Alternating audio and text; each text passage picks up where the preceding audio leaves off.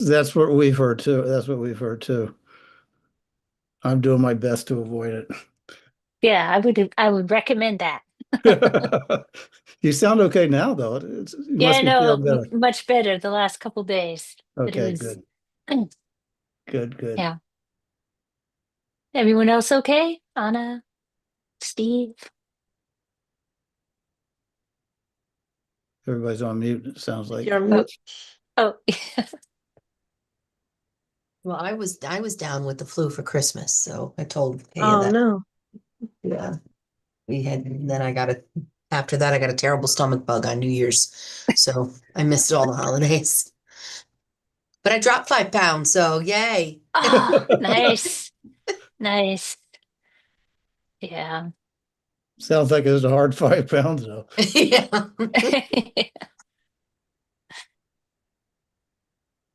So are we waiting for someone? I was just trying to get all my things signed on. Okay, but Streaming, Joe we can't. are Yeah. closed captioning, which I'm not.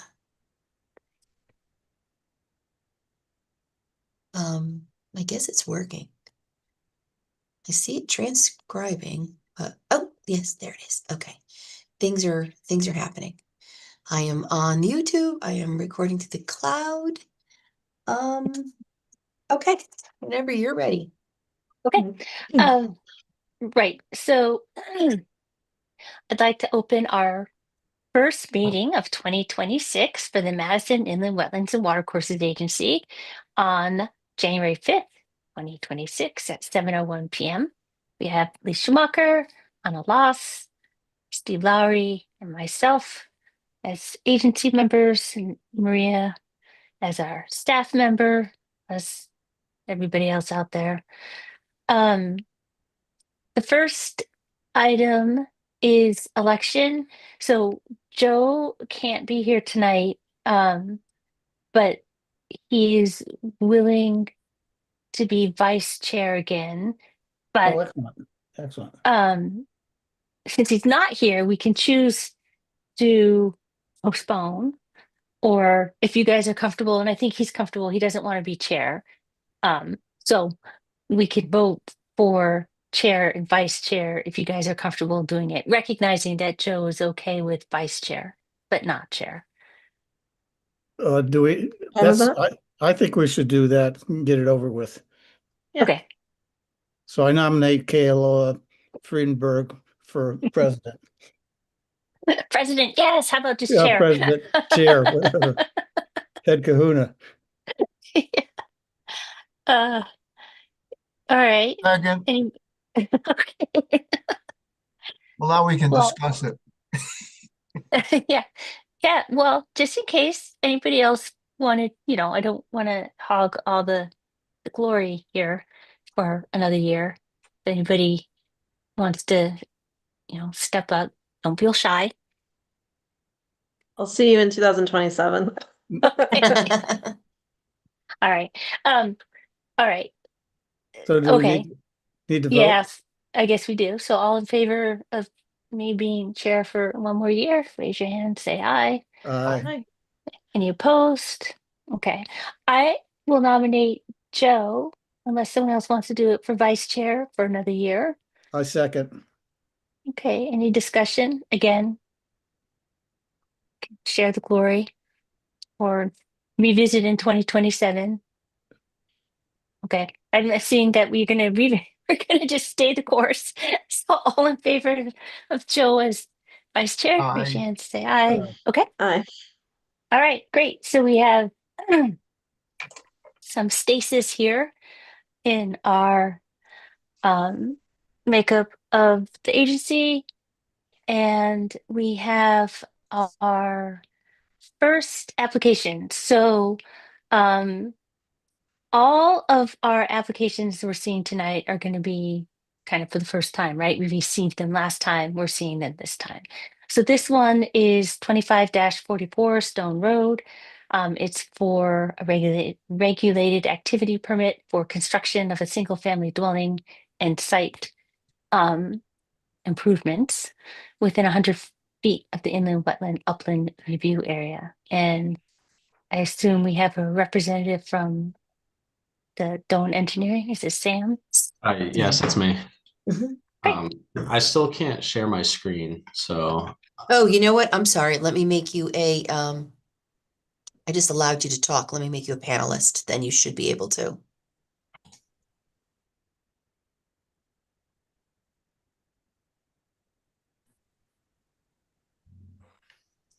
okay, awesome.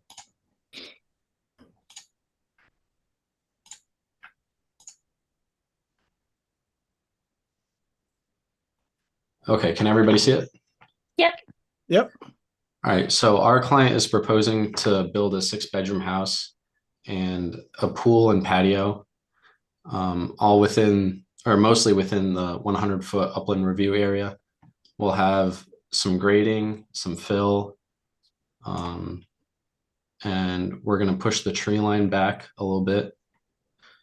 And I think that's about it. Well, I'll ask a question. So can you point out the inland review, wetland review line? Yes, that's this line right here. It goes pretty much straight through the house and then up to the other property line.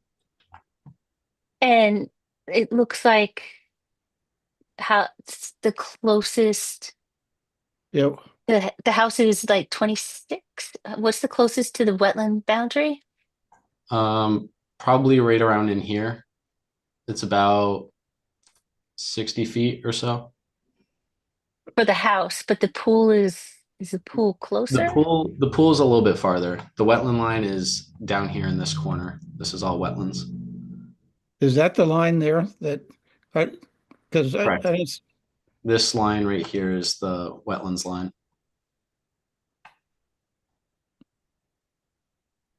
okay. So there was you're putting a big house within most of the regulated activity area, right? Is that correct? And a pool. Correct. Most of the house is in the regulated area. Yeah. Was there any push to make it smaller or minimize how have you pulled it as far as you can away from the wetland? That's a Yes, lot of house there. we've pulled it as far away as we can. And I've minimized the horizontal disturbance to the upland review area. I chose a 2-to-1 slope coming down from the house. The current slope there is about 3-to-1, and in some spots 4-to-1. So it's not much steeper than currently is. And we couldn't go too much farther up this way because we'd be getting too close to the neighboring septic system. Okay. Additionally, the house, because of the large size, has increased setbacks, right, Sam? Correct. So then if you pushed it further, you're not going to comply zoning wise. Yeah, we have about a foot or so on the right side, but I like to leave about a foot for the contractor so they have some leeway room. Okay, so it's a decision to make a bigger house, which then made the setbacks bigger. Mhm. Correct. Have you got a buyer for this house or is this a spec house? I believe this is a custom house. I'm not on the contractor side, I'm just on the design side.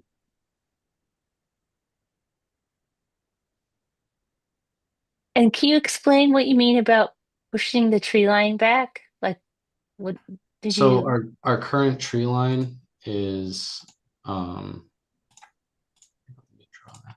Our current tree line is about in here, and then it goes up like this. And we made our slopes 2-to-1 so that way we wouldn't push the tree line too close to the wetlands. And our proposed tree line is down here by the silt fence. And by tree line, is what exactly do you mean? Are those existing trees that you're leaving? Yes, it's mostly shrubs down here and larger bushes towards the corner, but there are some medium-sized trees, probably around 24 inches or so in diameter. And we're trying to retain as much of that as possible. Okay. How many big have, how many go large ahead. trees are in the area that you're clearing? Most of them are below 12 inches. You can see some 10-inch cherries, a few 5 and 6-inch cedars in there. There's nothing really big where we're clearing. Right now it's mostly open and lightly vegetated with grasses. And so where are the limits of are you saying the limit of clearing is also that tree line at the bottom of the slope? Yes, the limit of the clear line is the tree line at the bottom of the slope, and the silt fence will be down there. And how close is that to the wetland? That's about 30 feet or so. So you're clearing all the way down within 30 feet of the wetland? We're only pushing the tree line back about 10 to 15 feet at the farthest point. A tree line, you mean a bunch of pucker brush? Yes, pretty much. Shrub line, tree line. Yeah, blackberries. I'm not sure if there's blackberries there. You should take a walk. I can do that. So I guess so I guess what we'll be interested in what you could maybe elaborate on is you have a 6-bedroom house mostly within the regulated activity area, upslope of a wetland, and you're clearing within what, 30 to 40 feet of the wetland. So how are you mitigating any type of erosion from the clearing? I know this is newly put onto the plan as of, I guess, currently like New Year's Eve. So it'd be helpful if you could elaborate a little more on what wasn't, what is the most recent revision to this plan, given that it was submitted, kind of up to the deadline there. The most recent revision to this plan was putting the pool on here. It's within the setback area, and we're proposing to put a 4-foot retaining wall around it and bringing the grade up. That's the main thing. And then there was some other slight revisions. We modified the stormwater to include infiltrators up here by the driveway. So all of our roof runoff will be going to subsurface infiltrators. And as for the slope, the contractor will be getting a landscape architect to do a planting schedule on the slope and having it mulched so that we can reduce erosion and runoff. And do you have details of that planting plan?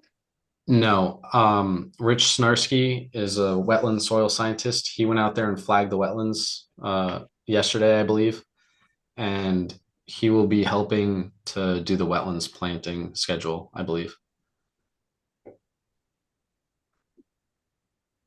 Do you have a schedule for that, getting that accomplished? Schedule, I would say within a week or two. So I guess for the commission, this is not something we have to act on tonight. We could wait and, hear more about the planting plan. Sounds like stormwater management is up away from the wetland but clearly there'll be some interest in understanding exactly what's going to happen on that vegetated, hopefully slope near the wetland. Um, I know, Maria had noted in her staff report or her report to us about what to look for, that the plan needed updated wetland flagging. So I assume is that what Rich Snarsky has Yeah. done, and that will be updated then on the plan. If he went out today, it'll be updated on Yes, the next version of this. yes, the next version of this will have updated wetland flags. It's just he went out and flagged them yesterday or today, so it's a matter of us just going out there and locating them. But there are field wetland flags out there right now. Okay. And is there a stockpile or, Yes, the stockpile area is up here by the sanitary system. okay. And I think, Where did, oh, go ahead. No, go ahead. no, I'm looking at, I see that a plan was just uploaded at 4:20 today. Yes, I believe those were additional architectural plans. No, I see a site plan. I opened up a site plan that Uh, was uploaded, max site plan uploaded at 4:20 today. the most current plan has a revision date of 12/30/25. Well, this one doesn't have any revision dates on it, so I'm not sure why it was uploaded. Maybe I'm if not you show it, sure. yeah. No revision dates. Uh, I'm not sure if that was on our end or somebody else's end. I can double check on that. Yeah, it looks like Lenora uploaded it, but I don't know why, because that doesn't, this one doesn't show a stockpile. It looks like an older version, doesn't look like the one that has the stockpile on it or the revised stormwater or if there was architecturals that were supposed to be uploaded, there was not. Okay, I'll take a look at that tomorrow. Okay. So I guess the other question that had come up is um, what you have some erosion and sedimentation control measures, but are there, and I guess this is on this one, you're going to have some extra hay bales where the slopes are 2-to-1, which would be on that side facing the wetland. Is that correct? Yeah, I called out provide hay bales to reinforce where slopes are greater than 2-to-1. Most of this is 2-to-1. I don't expect anything to be greater than that. But it wouldn't hurt for the contractor to put in hay bales on the south side. Yeah, I think that would, given the slope and given the extent of the construction being proposed, that would probably be something to just have on that that south side of that whole area that's facing the wetland and to reinforce um those ENS measures. Okay. Have you asked And Rich Sinarski to comment on the quality of the wetland and the impact of uh, all this work being done in the upland review area? It's going to be on the wetland. I can ask him for further comments, but one of his comments was it doesn't make sense to put any sort of planting at the base of the slope because it would immediately be overtaken by the vegetation that's already down there. Okay. So based on that comment, I think the only place that we will end up doing vegetation is on the slope to help stabilize it and reduce erosion.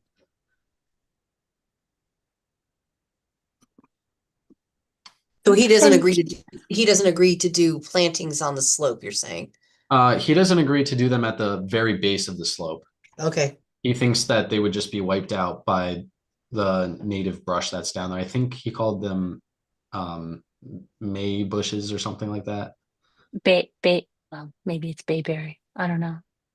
Kayla, this is the same area, right? That Yeah, we walked that had a lot of the beach roses and right that we walked yeah, through that to I get. think so. Yes, there's some. Yes, and this is the one that has a We came in 50-foot from the no, Stone Road side, but I think we passed, like walked by this property, maybe? I'm not sure. maybe. But is this the same wetland that's the has the no mow Ne area? so hard to say where this ends up. Sam, can I share my screen for a sec? Sure.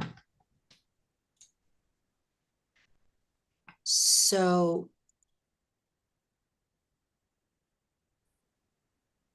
this is the property we're talking about.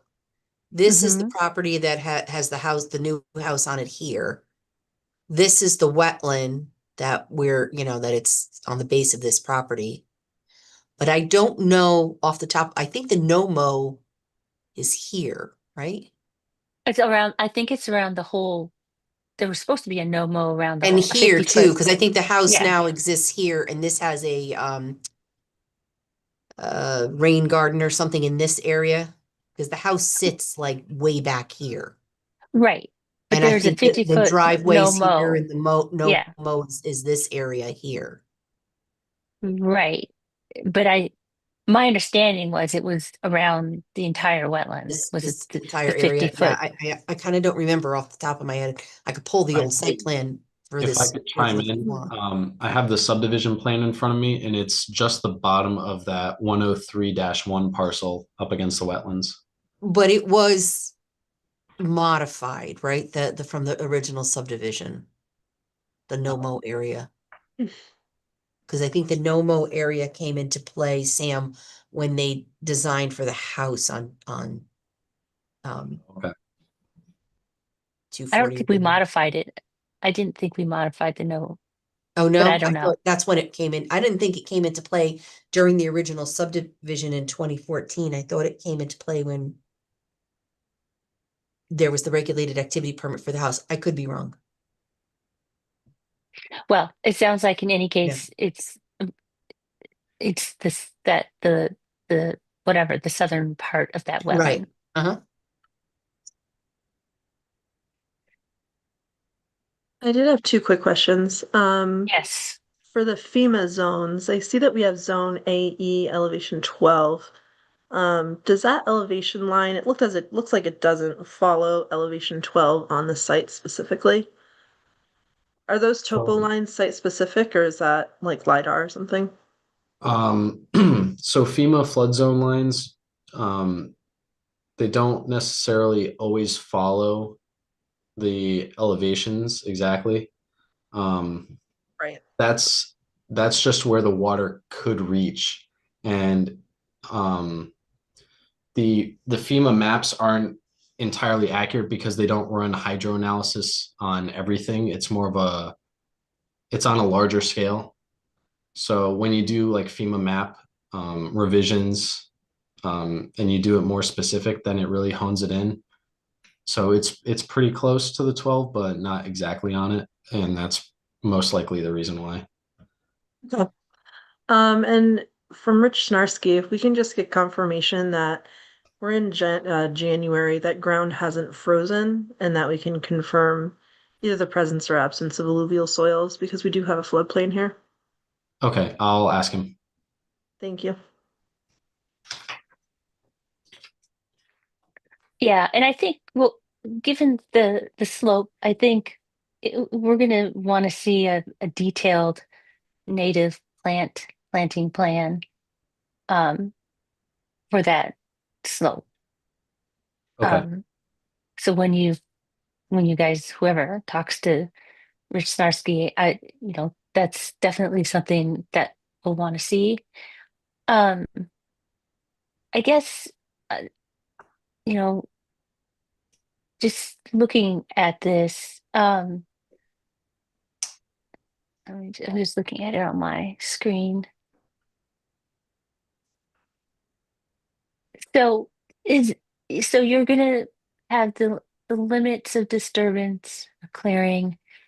I guess it sounds like basically at this the foot of that slope, which Right. means there shouldn't be any mowing or anything beyond that.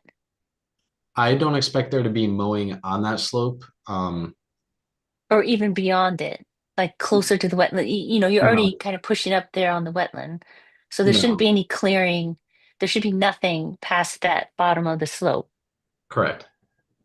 Okay. And right, no, there shouldn't be any mowing on the slope. That should be a vegetated, sturdy slope. And then the pool is going to have retaining wall. Yes. Okay. Um, so for the agency members, are there any other and Maria, anything else that we'd like to see on a final site plan for next month? I think we covered it before, but just updating the general note number 1 once we have the updated wetland flagging and differentiating what's from 2014 versus, a few days ago.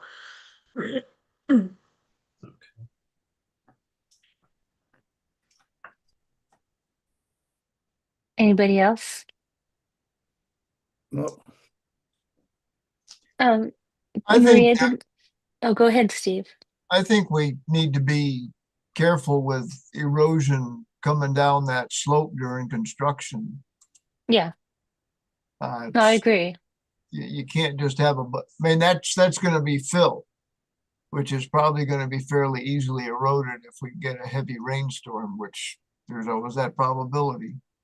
Hmm. No, And and I think, yeah, go There's ahead. fence isn't gonna work well on that steep of a slope. This is Use like a temporary erosion blanket.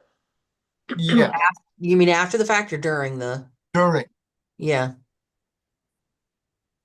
because I'm sorry to say I've had some experience with that. I think I might have suggested some kind of reinforcement during um, you know, because of the slope. And even when they're planting in there, they need to have, I don't know, it almost seems to me like they should establish grass and then go back and put in vegetation, put in shrubbery and such. Just to protect the slope, because if you go in and plant shrubbery, why you've just got loose dirt that could Loose slip dirt. Yeah, and out. these are all good things that we could Sam could, discuss with, Rich. Yeah, I think Detailed there needs, planting plan. yeah, I think there needs to be something detailed, recognizing there's this concern, um, for this wetland that we know is a high quality wetland. Um, and, you're building on a slope right above it and we'll want to see, you know, what you're doing to minimize disturbance, given that everything almost is in the regulated activity area. Okay. Um, Maria, is there anything else?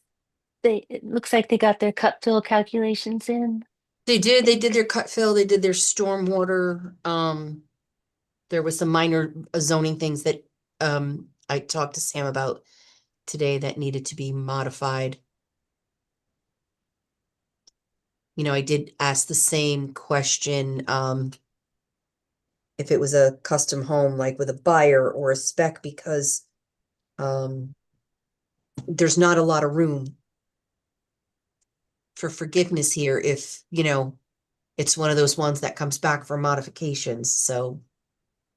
Yeah, no, there's not a lot of scope there. So if there's a client and they want anything else or they think they want anything else, now's the time. Mhm. Or if they want to make it smaller, that would make it easier. Now's also a good time. All right, anything else from agency members? We can always, if we think of something, since we'll see this again next month, we can pass something on to Maria and she can pass it on to the applicant. Okay. All right. So does that get you started, Sam, for the next revision of the site Yes. plan? We'll have all that stuff ready for you next month. That'd be Okay. great. fantastic. All right. All right, Thank you. Thank you. For our next act, this is a Of a single family dwelling with detached garage and associated activity within the 100-foot upland review area. I'm assuming if is Michael Harkin? He could raise his hand. Oh, yes. Okay.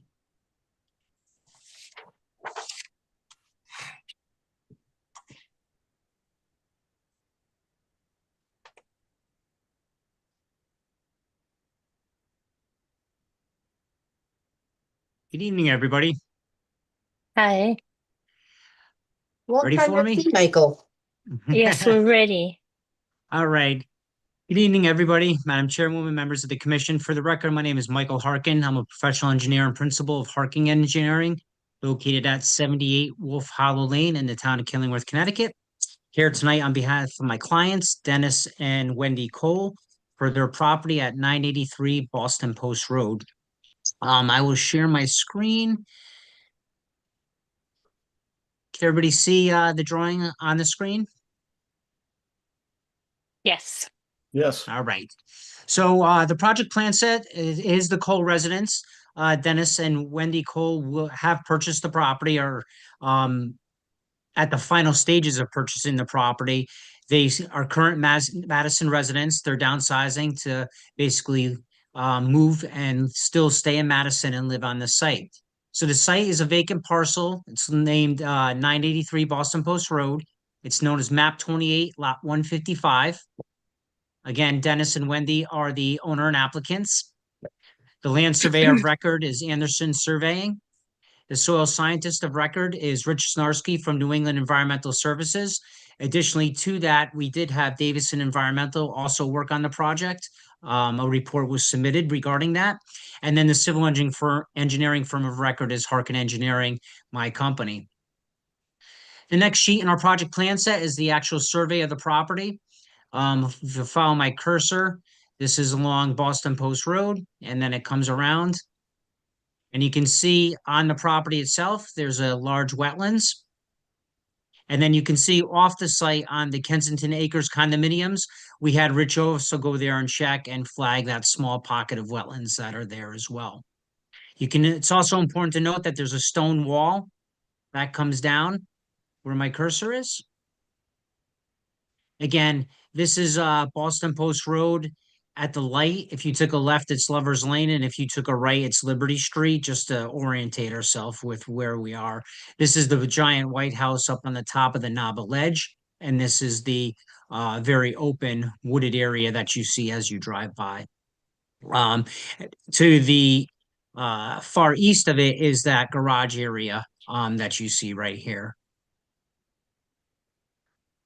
So again, the project is a proposal of a single-family residential dwelling to the rear of the site.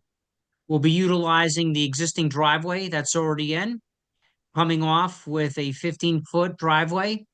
We'll have a detached garage with a small office workout area above, and then we have the house as you see here. Technically, we're calling out as a two-bedroom house, but it's actually a one-bedroom house. It's designed for one floor living, so there is no second floor.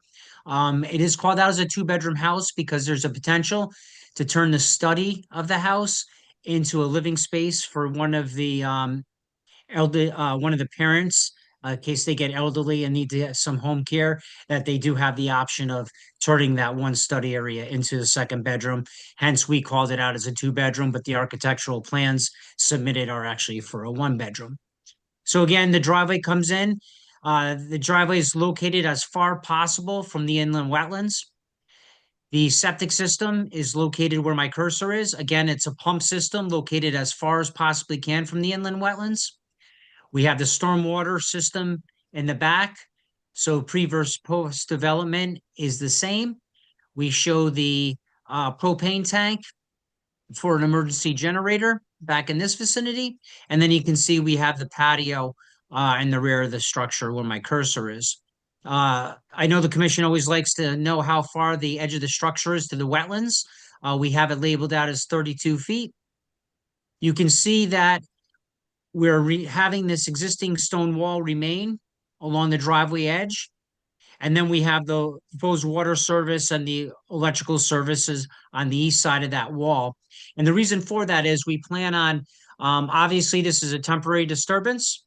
We're then going to plant a section of white pines around the property just to really make it private. And then we're actually also putting a gate and a fence where my cursor is around the property. Now to the west side will be a decorative privacy fence, virtually so the house up on top can't look down and see in, as well as the condominiums in back, just to keep it private. And then we originally called out on our plan to have a 6-foot chain link fence I know that Maria had made a comment to us, and I think she put in the staff report that she would like to see that as a split rail fence in order to let any of the potential wildlife be able to go through there. We don't have a problem with that. I know that it is in the staff report. So I just want to put it out to the commission that we don't have a problem with making that a split rail. But the whole intent is to virtually section off the remainder of this property with the wetlands, and now have no further interruption of going to that wetlands. Because we have the wetlands on the site, we're not doing a full foundation, anything like that. It's basically a slab on grade design. And we're doing all this basically to minimize the amount of development and construction on the site. We do have areas of stockpiling, which again, you can see is in the farthest corner from the wetlands. And then the site has silt fence where my cursor is going. Again, in Maria's staff report, she wanted to know if our intentions was that for the silt fence to remain the limit of disturbance. And for the record that, yes, we are stating that the silt fence will be the limit of disturbance. We also show a series of staked hay bales directly adjacent to the wetlands, just in case there is any further disturbance or sedimentation headed there. We don't really envision a lot of disturbance and a lot of sedimentation there. There's a lot of rock and there's very, very minimal amount of filling, cuts and fills. The only area where there's a little bit of work is where my cursor is. There's a knobble edge that has to be blasted in order to get the 15-foot wide driveway in. But again, we have the zoning chart here where we meet all bulk zoning requirements. We do have the house footprint as well as impervious calculations on here. This next sheet that's on your plan set is the septic system design. Now, because we have two separate structures tying into one septic system, this project plan set had to be sent to the state of Connecticut Department of Health for approval, which we do have state of Connecticut approval. We also have local health department approval for this project. And then the following detail sheet is for the septic system for both to adhere to the state and local requirements of the details, the pump chamber, cuts and fills, and all the soil testing on the site. Where the septic's going, it's actually very good soils, a lot of sand and gravel. And then our last sheet, we have all the requirements for erosion controls, the DEP notes as far as any fueling of machines and dust control, storm drainage calculations to prove that our detention system is large enough to handle what we're proposing. And then we have the silt fence and staked hay bale details. We do show a construction entrance if needed. Right now, we're not calling it out on the plan just because we have an existing 50-foot wide bituminous concrete area that we'll be going off onto. We do have the note that if there's any additional erosion controls needed, that either myself or the town have the right to tell the contractor to put them in. So with this project, and I'll stop sharing my screen, just some general housekeeping. We did submit the architectural plans of the building to the Inland Wetlands Commission. That was uploaded for everybody's review. Average height calculations were checked by the architect. We did send a permission letter from the old owner of the property, just giving us permission when we started this project months ago. Obviously my clients didn't own it and we needed permission in order to make application.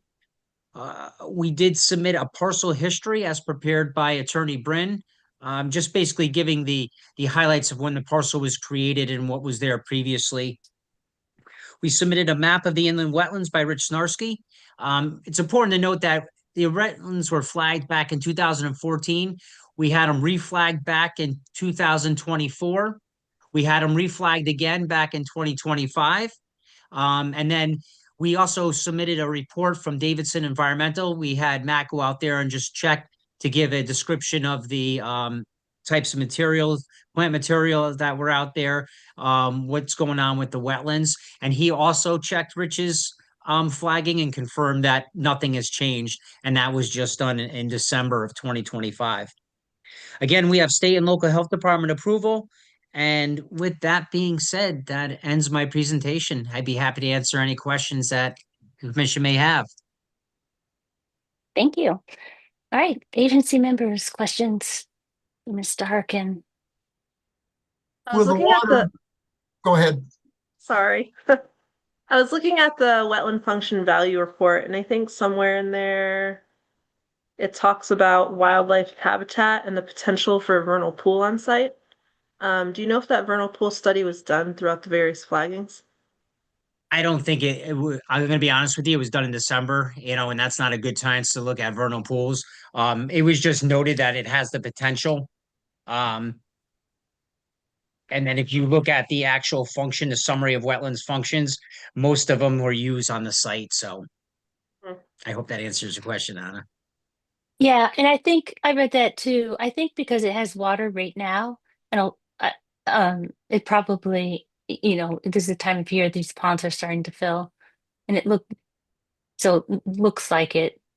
And I think that's what Davidson said as well, and they're pretty good about highlighting that. But yes, I don't think this hasn't been surveyed at least recently in a time of year where that would be verifiable.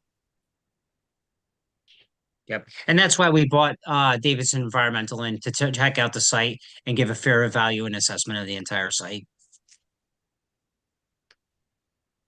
I think it's Any safe other to questions? assume that probably does act as a vernal pool. Say that again. I didn't hear I you. think it would be safe to assume that that will act as a vernal pool as far as wildlife goes. I can't make that decision. That's something that, a soil scientist after, months and months of studies has to make that decision.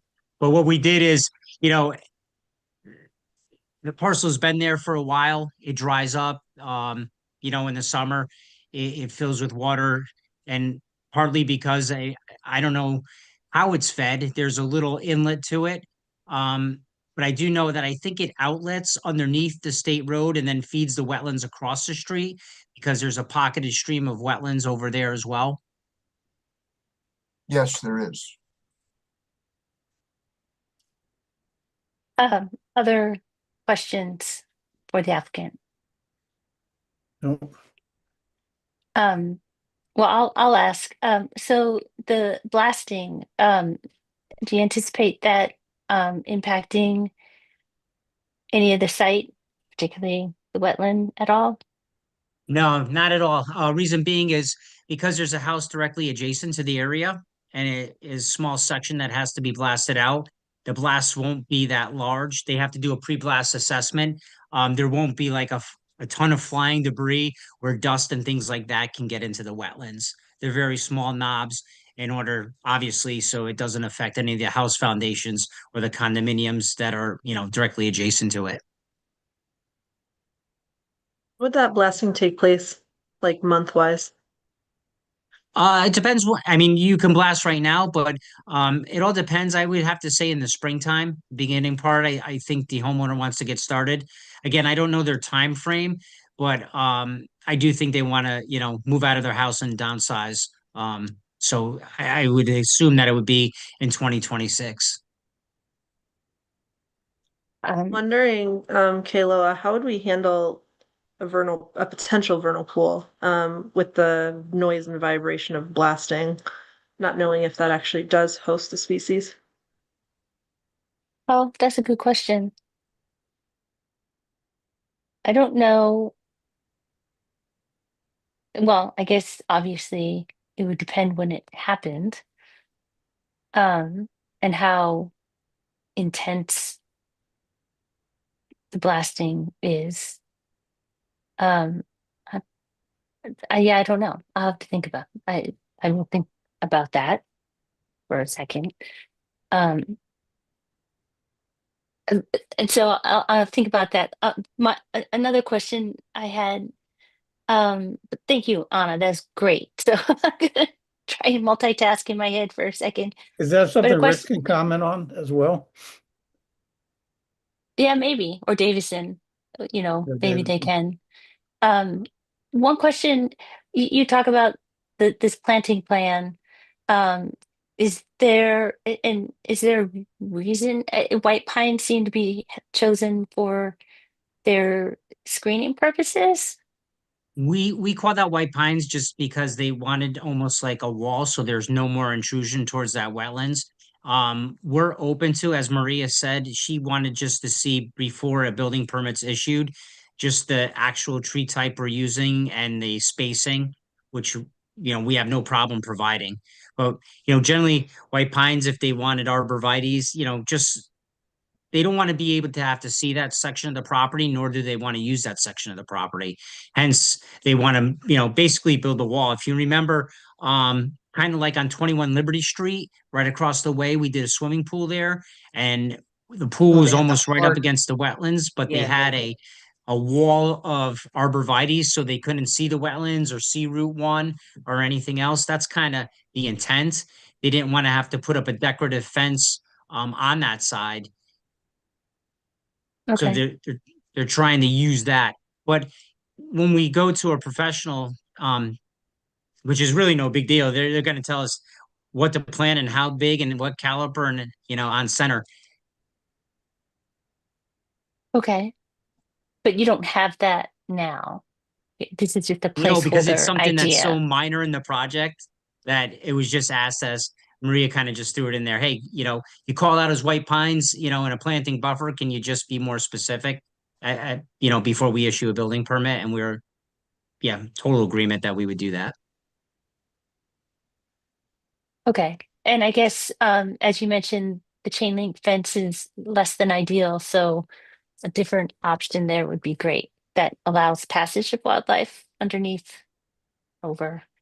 Yeah, that's when, we've been discussing this with Maria and going back and forth and making the revisions over the last few months, which she suggested. And, in the report, it said, split rail. And I did talk to her, and we don't have a problem with that. It's still, sections off that portion of the property and still allows the animals to go back and forth.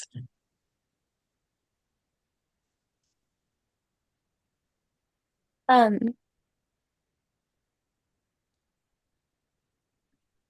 okay. Well, I think thinking about the blasting, you don't have a sense of construction timing, is that right? Well, I would say, I mean, it's someplace in 2026. Right now, we can get in there, we can drive in there without any issues. Either get the driveway in exact location or to start, building the house. We don't really need to blast right off the rip. Um, it'd be nice to do that to get it over with. Uh, it's a 1-to-1 rock face, and we have to dig into it about 5 feet. So it's maybe a day of blasting, if that. That's drilling and blasting. It's not like it's a huge deal. Okay. It's not like we're taking out trucks of cubic yards of rock. It's a 1 day kind of drill and blast. Okay.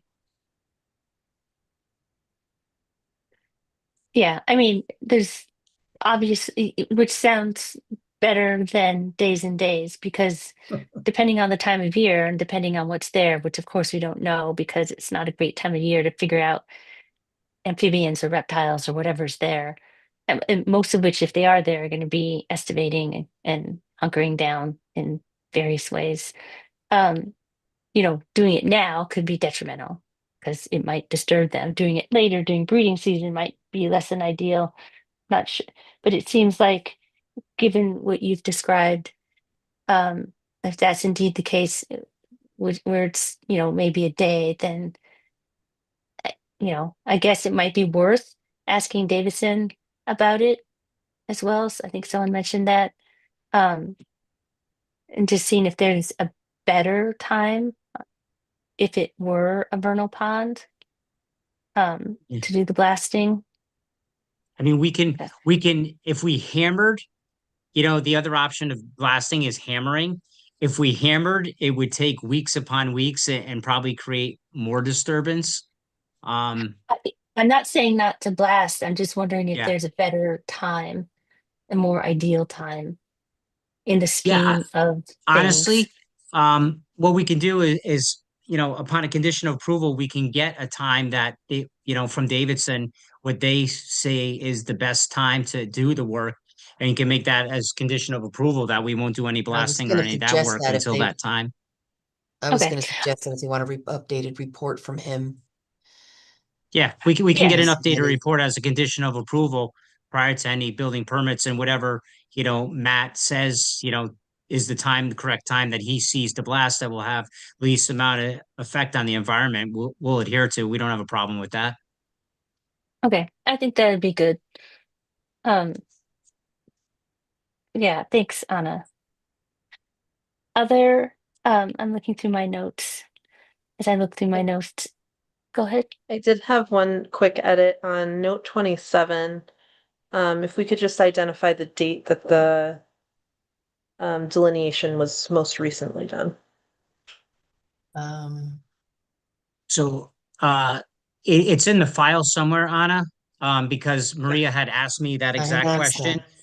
It was done in 2014 originally. It was done in 2024. It was done in 2025, and it was checked in the report submitted by Davison in December of 2025.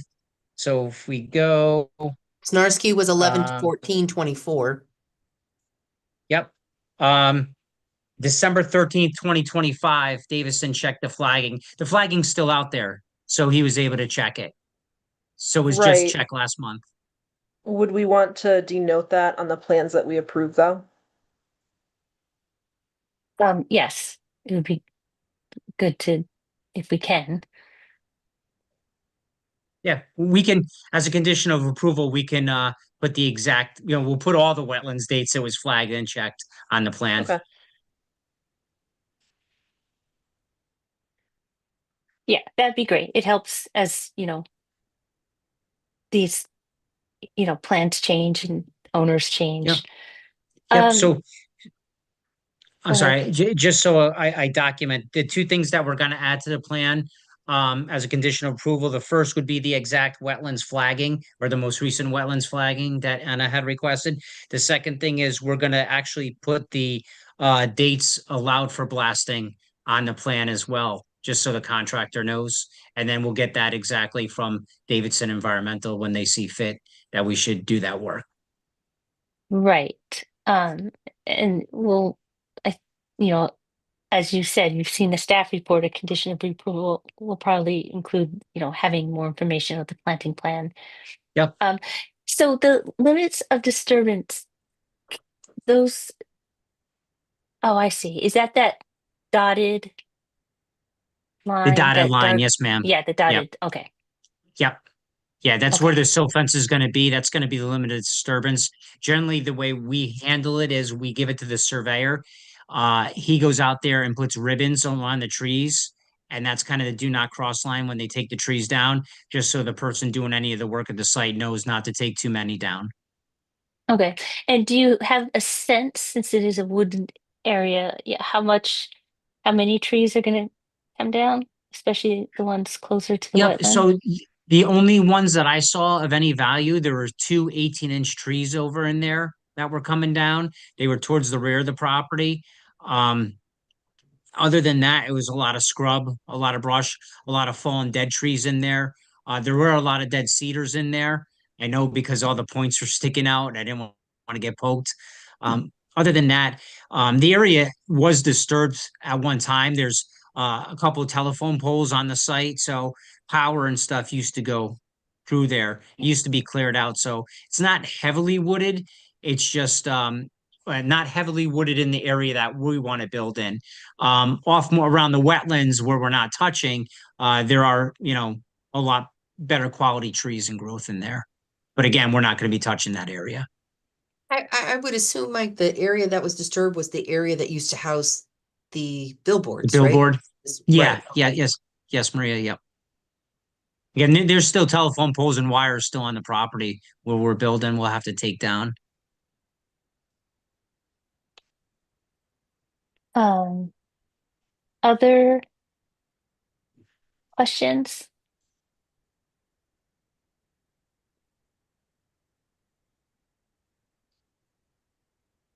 So we can act on this tonight, and Maria has prepared a staff report, and we've identified a couple of extra things that we'd like to add if for whenever we do this. Are you guys wanting to act? Do you want to? I think so. I think think Mike did a good job on the plans. Everything's pretty clear. I think the Anna, house is go, very Steve. close to the wetland, but I think the design has been done well for the property and how tight things are going to be. I don't have a problem with it. Anna, your thoughts or I was gonna say it might be the odd man out. We may want to wait, but as long as it's in the condition of approval for, getting, what am I trying to say? Documenting impacts to wetlands and species with the blasting. Um, I guess that would be my only hook to hang my hat on for waiting. Chloe, have you ever seen any studies on blasting impacts on vernal pool animals? have I seen any? Yeah, I have, not recently. I looked it up for um other applications. And the answer is, in part, it depends on geography, how close, there's it's context dependent, right? And that's yeah, why I was asking about um, you know, how long it's going to be and where it's going to be and the timing, because yes, there can be impacts, but it really is dependent on what is living there and also um, how close it is, how intense it is, all of that. So it That's is not my particular area of expertise, but yes, I mean, there's definitely documentation out there on that. Yeah, we'll get it from our that's professional. We'll have our third party, who's a total individual consultant, tell us what time, of year he wants us to blast or do that work, and we'll just adhere to what he has to say. that's all under the assumption that it's a potential vernal pool. There's no study done, so we don't know Right? one way or the It other. may be nothing, but we'll just err on the side of caution. I mean, I think given that it's holding water and it's documented to dry and fill, we don't have documentation of what's living there, but I think given Davidson's report and given that he said it could be, given that he saw it in December, you know, being being conservative about it and if we just treat it like it is and then being cautious about the blasting and getting this information, I think would be helpful. And there's the functions and values, were pretty high. It's got flood storage. It has, there's a lot of primary and secondary functions and values there. Um, I totally so I guess um, so the blasting that we had seen most recently never happened, right? So we went up to that vet, and that was going to be a ton of blasting right near that pond, and they ended up, completely changing their plan, right? So they didn't have to blast. Um, and I think that particular case was definitely one. It was right next to the wetland um, that is vernal. Um, and I think, and it was going to be a lot of blasting. So I think in this case, getting Davidson out there to give um, guidance on the best way to go about assuming, I hope that it is, as you say, Mike, that it's a 1 day deal, that that's that would be great. If it's 1 day and you can get guidance, then I think that'll be really helpful. And that errs on the side of caution and protecting what could potentially be a vernal pond at a time of year where we can't, we've got a couple more months until we can verify that. Yeah, I always say that's why we hired a third party that's independent from us to tell us what to do and do it correctly. So we don't have a problem with that, making that a condition of approval. Um, that being said, Anna, I don't want to, coerce you into, you know, agreeing, or of course you can vote however you want. Um, but if we felt comfortable, at least, putting a series of conditions on this where there can't be any forward movement until we get answers on the blasting and, we get those other things knocked out that Mhm. then, we get a start. Out of curiosity, say Davidson did come back and say, "Oh, there's going to be big impacts," and again, this is me shooting out a hypothetical. Um, how would that impact our approval with conditions? Well, that is a great question. Just out of curiosity, Mike, when he went to the site, he did know that you were gonna have to blast, right? Or no? Or Yeah, did Davidson know? Yeah. Yeah, yes. Yep. And it was just that it's a small area as far away from the wetlands as you could possibly go. And the reason for that is we're trying to keep the driveway and all the disturbance away from the wetlands to keep that wetlands intact and stay away from it. I mean, I'm assuming, I can't say for sure. I would assume that if there was going to be a potential impact, you would have said it at the time, but I can't assume that really. Um, No, not if he was, explicitly asked. So, yeah. um, can you, so can you say again where that bit of blasting is supposed to Sure. happen? Sure. I'll share my screen and then let me just get it here.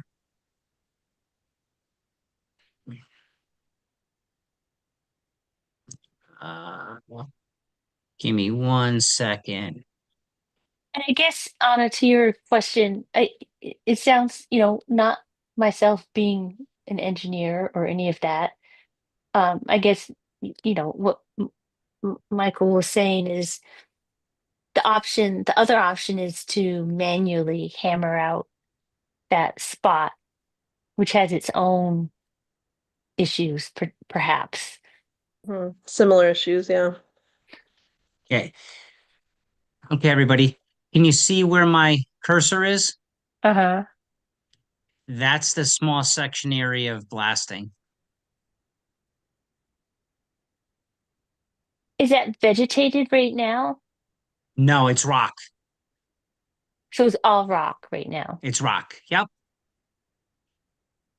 So what's happening is this house, and you can see the contours, how they're breaking out, is Yeah. basically sitting on a hunk of ledge. And at the end of the ledge, there's beautiful sand and gravels all along here, probably from outfall. But we need to create that small area, that line right there, just to get the driveway in. And again, when they're blasting, the blasting is, they'll have to mat it against this wall. So any of the blast is going this way. It's not going directly into the wetlands. And it's not like you see on TV when they blast. They put down these mats and it's a small rumble. You don't have this shooting of debris and everything on there. And then what happens is they go in with an excavator, they load it in a truck and they take it away. Kind of looks like the mat burps. Exactly. You'll hear 3 blows of a They go, whistle, a little rumble, and that's it. I think they actually, another application, they had actually shown a video of what happens. Yeah.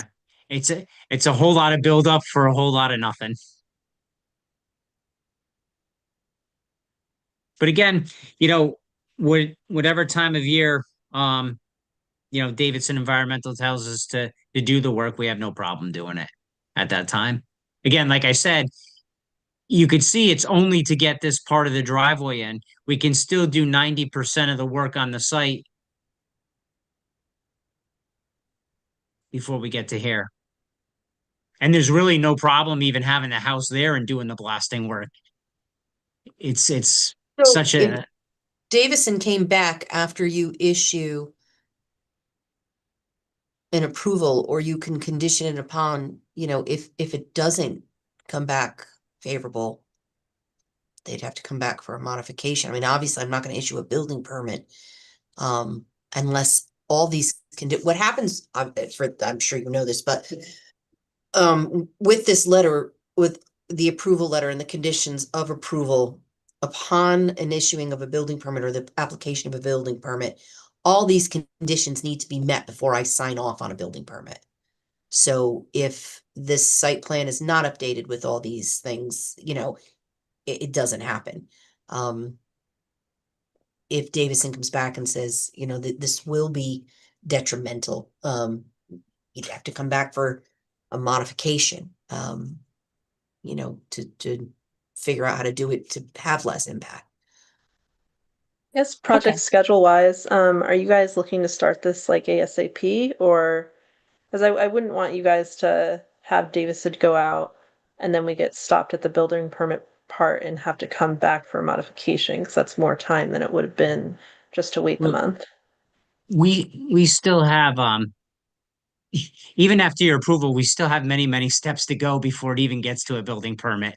Um, you know, even when we submit the plans, usually it's 3 to 4 weeks of review at the town, you know, with all the different people check it over again. It actually goes to the health for sign off again, building, fire, all these people have to look at it. So, you know, I'll call Matt um tomorrow morning and tell him, hey, you know, we're going to be doing the blasting in the corner that you know about. Can you just please give us a letter and tell us what time of year we should do it? And do you think there's going to be any major impacts? Can you write a letter so that we can submit it to Maria at the town as a part of the condition of approval?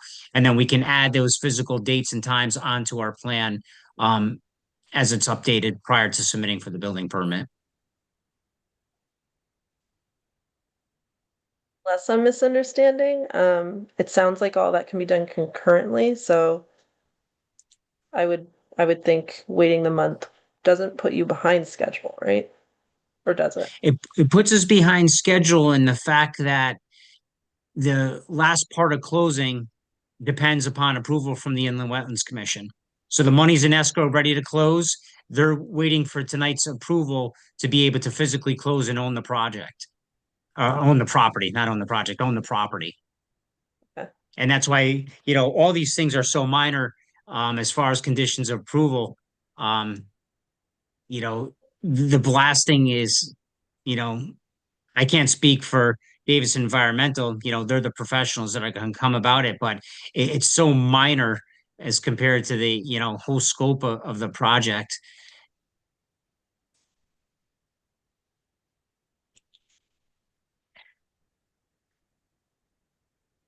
Well, um, I think it sounds like we can put in our conditions that we want to understand more about the impacts on this blasting on the wetland. Not so it's kind of twofold. What are the impacts? And assuming the impacts can be mitigated by time of year, um, then that would be okay. But I think also in the condition, it would be if the impacts are significant as deemed by Davidson Environmental, then that would have to be kicked back to us for Yeah, modification. we have no problem with that. Obviously, if there's going to be an impact, we want it to come back to you. You know, we want it done right. But, you know, the septic, the everything that's going on, is kind of the meat and potatoes. The blasting is just kind of like the parsley on the plate that it's so small.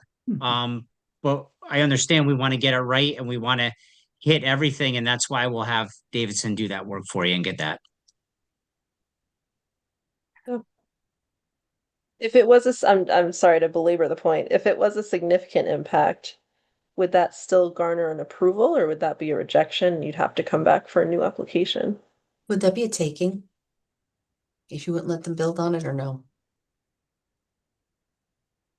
What's that? I don't know what that is. So a taking is like what we had with old schoolhouse where they were trying to put this tiny house and it was crazy, except that it was an approved building lot, I assume. And so you can't say, no, you can't do this Mhm. ever. You can't do anything. You'd have to modify, you know, so that in that case, that was a highly modified and conditionalized application. So they could squeeze that house there.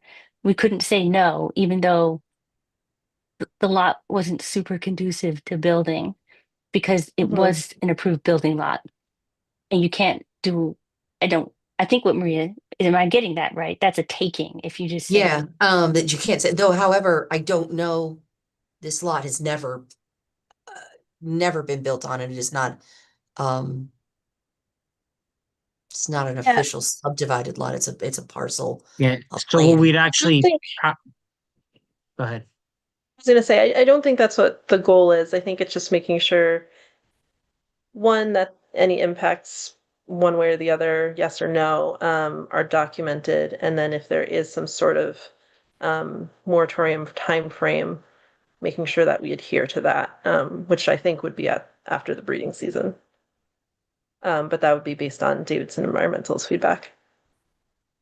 Right, which is what we would, regardless of how we do it, we would, that has to go into our condition of approval. Okay. So however we end up wording that, we would cover all of those bases. You know, it would be, you know, let's figure out what the impacts, let's figure out the timing. And, you know, if it's deemed significant by Davidson and it needs to come back for a modification, like how else can you move the driveway? Can you make it smaller or whatever? Then that gets kicked Right. back. Okay. Does that sound good? Yeah, no, I think that sounds good. Yeah. Okay. Well, so I will start us out then. I'll make a motion that oh wait, no, I'm gonna share my screen. Yeah, pull up the stuff. No, hold on. Let me I think this is it. Is this right? Yes. All right. So I'm gonna make a motion that we approve application 25-45 983 Boston Post Road with the following listed um, conditions. And this is why I need to let Maria pull it up next time. Did you want to pull it up, Maria? I'm typing away, so if you Okay. So, all right. So I think so. What we have is kind of our standard that the agency's agents will be notified 48 hours prior to commencement of any regulated activity. We have our standard language about ENS measures and adhering to those and installing them at the limit of disturbance, having this orange flagging as a visual reminder. Um, we also have two conditions linked to the planting plan so that we have um, a, a specified planting plan, an updated site development plan. So specifying that will be on development plan. We also have that we will monitor these plantings, not we, somebody else, and update the agency's agent and making sure 80% of those um, will have survived after 3 years. The other conditions we've talked about that I'm including in this motion are making sure that all the wetland delineations and flaggings are included on the revised site plan. I thought there was another wetland thing. I have site plan needs to be updated to include most recent wetland flagging dates. Right. Yep. Okay, yep. Condition number Um, 5. Okay, perfect. And then I guess 6 would be this Condition. having Davison going out to get to determine if there are impacts from the blasting on the potential vernal pool. You could just say wetland. So condition number 6, the site plan should be further updated to include blasting timeframe from a wetland soil scientist to minimize impacts on potential vernal pool. If impacts seem significant, applicant shall return to the agency for modification. And then something about the time frame. To include blasting timeframe. That was in Okay. the first sentence. Yeah. Oh, sorry. The site plan should be further That's updated to okay. include a blasting timeframe from a wetland scientist to minimize impacts on potential vernal pool. Do you want to report as well, or just is this I however, think I mean, we'd like that's to just see. something if you want to fix it, go ahead. No, I mean, you can ask. I mean, I assume that they will need to. I mean, yes, we want we want the updated Davison report. Yeah. It'll Um, probably just be a letter That's giving, fine. yeah, just adding on to, the information that you want. Um, okay, well, I will leave it at 6. That is my motion. right second. Oh, Okay, I added in here the proposed chain link fence needs to be replaced, that we talked Yes. about that, but I don't have an updated plan of that. So Yes, proposed that- chain link fence needs to be replaced with a split rail fence to allow for passage of wildlife, which I yes. know Mike said they'll do, but it wasn't, No, we want that, and we want Yeah. it on the site plan. Yeah. Okay, so I that can be second with 7. that modification. Okay, great. So we have our 7 conditions. We can now discuss, are there, thank you, Maria, but are there any other conditions that we'd like to put? I No? don't have any. Okay, I think this was good. So all in favor of approving this application as conditioned? Raise your hand, say aye. Aye. Aye. Any opposed? Any abstaining? Okay, great. Well, thank you. Thank you guys very much. Have a great day. Thank Great you. night. too. Thank you, Mike. Thank you. And thank you, Anna, for persevering. And it's good to think Sorry. through those things. No, it's actually good to think through because I hadn't realized there was blasting. And so as soon as I heard that, I wanted to get more clarification. So it's good. And it'd be good Yeah, to understand I what's did, coming back. I did this so weird because I did realize that, and I don't know why I didn't put it. I thought I put it in here. Okay, well, that's all Sorry. right. Moving right No, along. there's a lot. We have a lot going on. Okay, so our last application that of the evening is 25-46, 196 Durham Road. This is for Temple Beth Tikva, where they want to do kind of the reverse of what we often see. They don't want to do anything. They want to not do all the things that they said.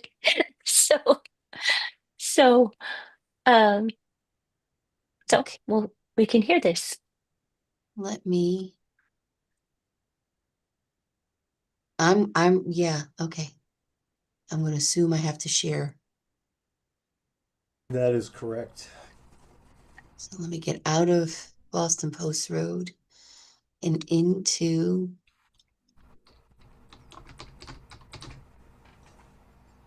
196 Durham Road.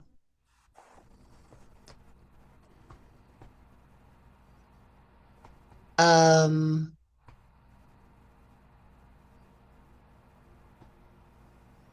I'll Hmm. start if you want. yeah, you could, I'm just trying to figure out which, okay, I'm gonna open up all the thing. Okay, that was that. Oh, Okay, that's the old okay. drainage report. First of all, I want to say congratulations, Kilo, on your election tonight. Well done. Thank you. Yeah, okay. So this is Temple Beth Tikva. It was previously approved. They're currently going for their CO right now. We have to go back to planning and zoning since it's a site plan modification. They're asking to not do a couple of the improvements that are there. And once Maria gets the plan up, there are a couple lights that are going to be removed. They want to do away with paving on the upper parking lot, and there's a small island to the west that they do not want to put in. It's curbing for that road. So if you zoom in a little bit, Maria, please. We highlighted in red. There were a couple of lights that were missing at the time of the survey, but now they are installed, and that was more or less for planning and zoning.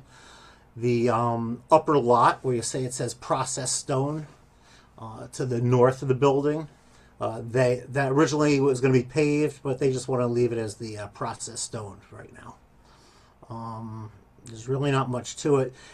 Down below on the south end, there's a plunge pool that they want to put a fence around, since it holds water most of the time. It doesn't drain as we thought it would. It's not a big deal. We had Bob Russo take a look at it. It's growing cattails. It's a nice little feature right now. So instead of breaching it and making it drain out into the wetland as proposed, We would just like to leave it alone and put a small, short a fence around that with about 6 inches of clearance. So if there are any animals that want to migrate in and out, they can use that pond for breeding or whatever they want to, or their enjoyment, whatever they want. That's pretty much it. The second sheet shows all the plantings that were done.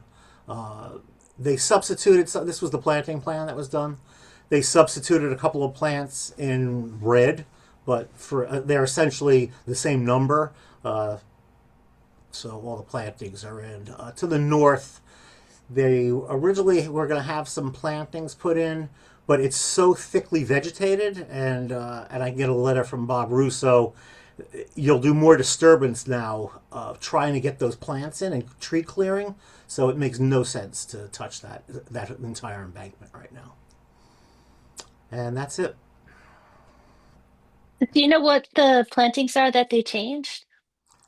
I'm just trying to If you dig zoom in through. on that red circle there, Maria, to the west. This one? Yeah, yep. And they were all the native species. That was, what does that say? Okay, so they just changed. This says waiver of planting requested alternate planting. I Yeah, missed some so plantings down here that were requested. I think I had the original stuff uploaded as well, or somebody uploaded the original. yeah, so That's and all right. the symbols are to the right. And you see it says if you zoom in, there's some nomenclature like QR. It says there that the one that's pointing to the red there. You see it where it says waiver of planting, Maria? Over here, That red circle right in front of us. this one. I don't see your cursor. Oh, yeah, it says one. Yeah. This is So QR. it says one QR. So Yeah. if you go to the right of the sheet, Is that an oak, red oak? yeah, I'm not sure. Yeah, so there's all the plant list. Those are all the nomenclature or the Yeah, red oak. symbols for that. Yeah, Okay. yeah. Okay. What is the fence going to be? Just a short little stockade, to keep kids out, so kids don't walk. Not that any kids are wandering near the highway, but it's just going to be a short little. It could be a split rail fence, with some box wire along, 6 inches from the bottom or something like that. I'm not sure. We haven't thought about it, but it's just going to Okay. be something to protect kids from walking in there. Okay. But as you probably have noted, chain link fence all the way to the ground is less than Yeah, no, ideal. no. It's going to be up 6 inches or so from the ground. Whatever fencing. That's is. something they want because of the daycare truck. Yes. Yep. Yep. And we don't want to alter that. It's working fine right now. So and it's working. It's stabilized. There's plants growing in there. We just don't want to bother with it. Okay. Questions for the applicant?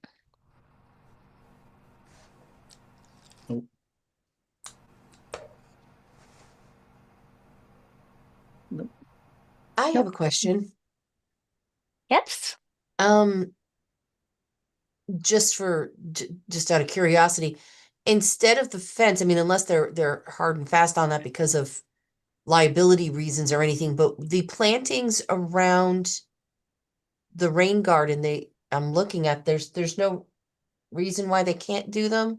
I mean, there's not that many that would provide a buffer, or would they rather have a So covered yes, now buffer? all the plants are in, Maria. The ones in red, they substituted with those. Oh, So they substituted. yeah, Okay. yeah, yes, yeah. Those are all substituted. I thought you were Right. So you're asking saying, this waiver of planting, so I thought you were No, asking that's not to incorrect. do them. All those plants are in. Okay. You're waiving species, not their existence. Okay. Correct. The species That's are what the different. way I was taking is they didn't want to do them. Okay. Yeah. But the back Nope. here at the overflow gravel parking, that's just existing, that whatever was existing, they don't want to add to that anymore. Exactly. Originally, it was for screening for the residents behind, but I was there in the winter, and you can barely see any. It's very tough to see. And Okay. when I looked at it, there's some large. It's heavily vegetated with some pretty large trees, and to Okay. get those plantings in, we'd have to clear that hillside, which made no sense to me. yeah. No, I mean, I think it's great if they don't want to clear that No, and plant it. it's totally stable, and in the summer when people are out, you can't see past that 10 feet past there.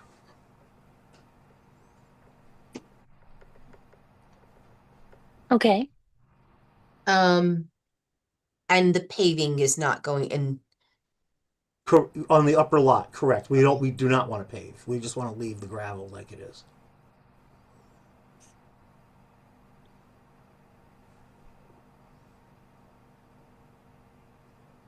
That seems like a good idea.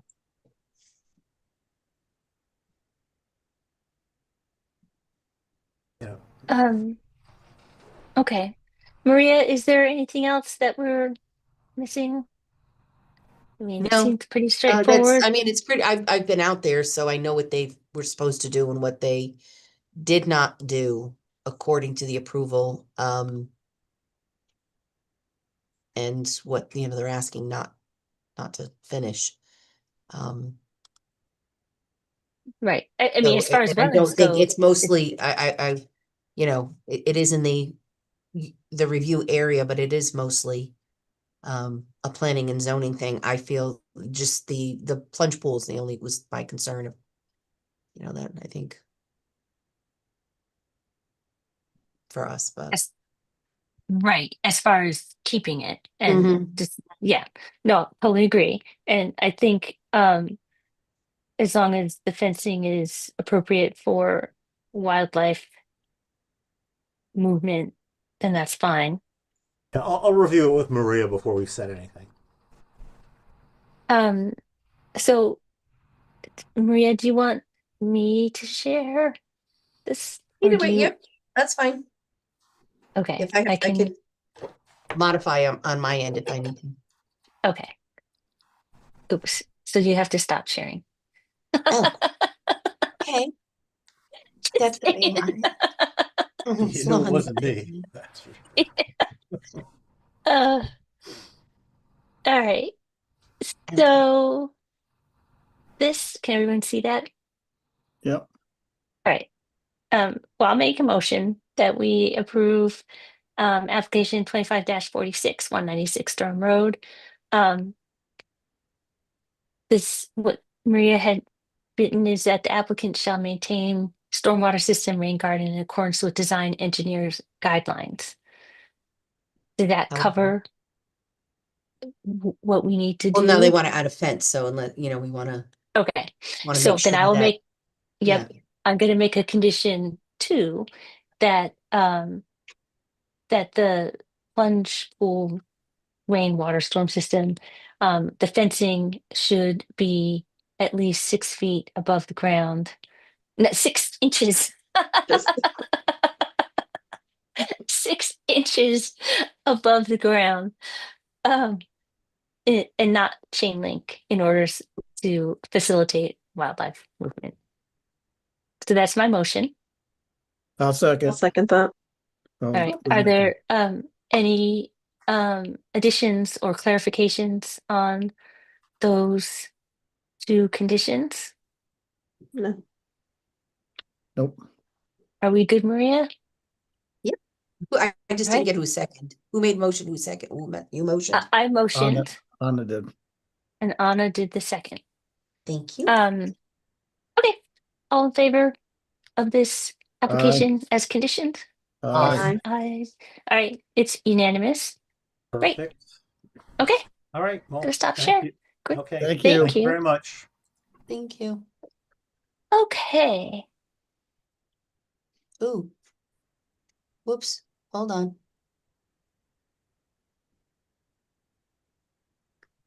I just knocked the wrong person off. Hold on. I'm not taking Kilo's place. Nope. That's, you were 100%. That's what I did. Okay. Chuck's an attendee. And she just got elected as president again, Yeah. or chairman. There she is. Hi. I demoted you. But you're Yeah, I back was looking at the now. screen. I was like, where did I go? I'm gone. Okay. Okay. All right. Well, that was Moving right exciting. along. All right, so yes, let's move along. So we have one receipt. So this is just received, we're not acting on it. Please make sure to look at the um documentation for next month. That's for Lanton Hill Road. It's a construction of a new house, 4-bedroom house, and within the upland review area. This is a vernal pond. Um, so you can look at that.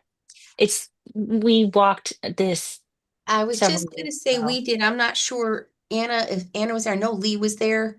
Yeah, I don't think Anna was here. I don't think Steve was here. no, it was But I a while think ago. It was a it was long. it was No, I I know. wasn't there.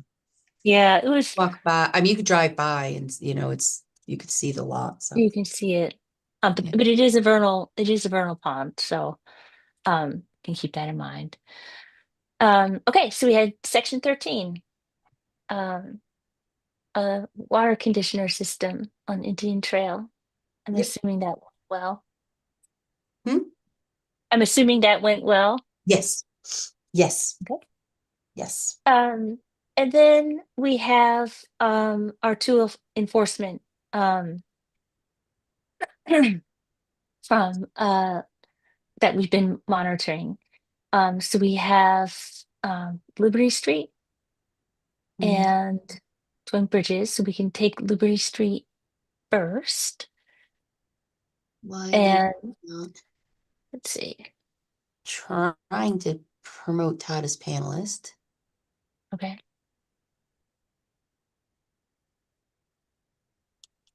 And as There you'll he recall, goes. we asked them to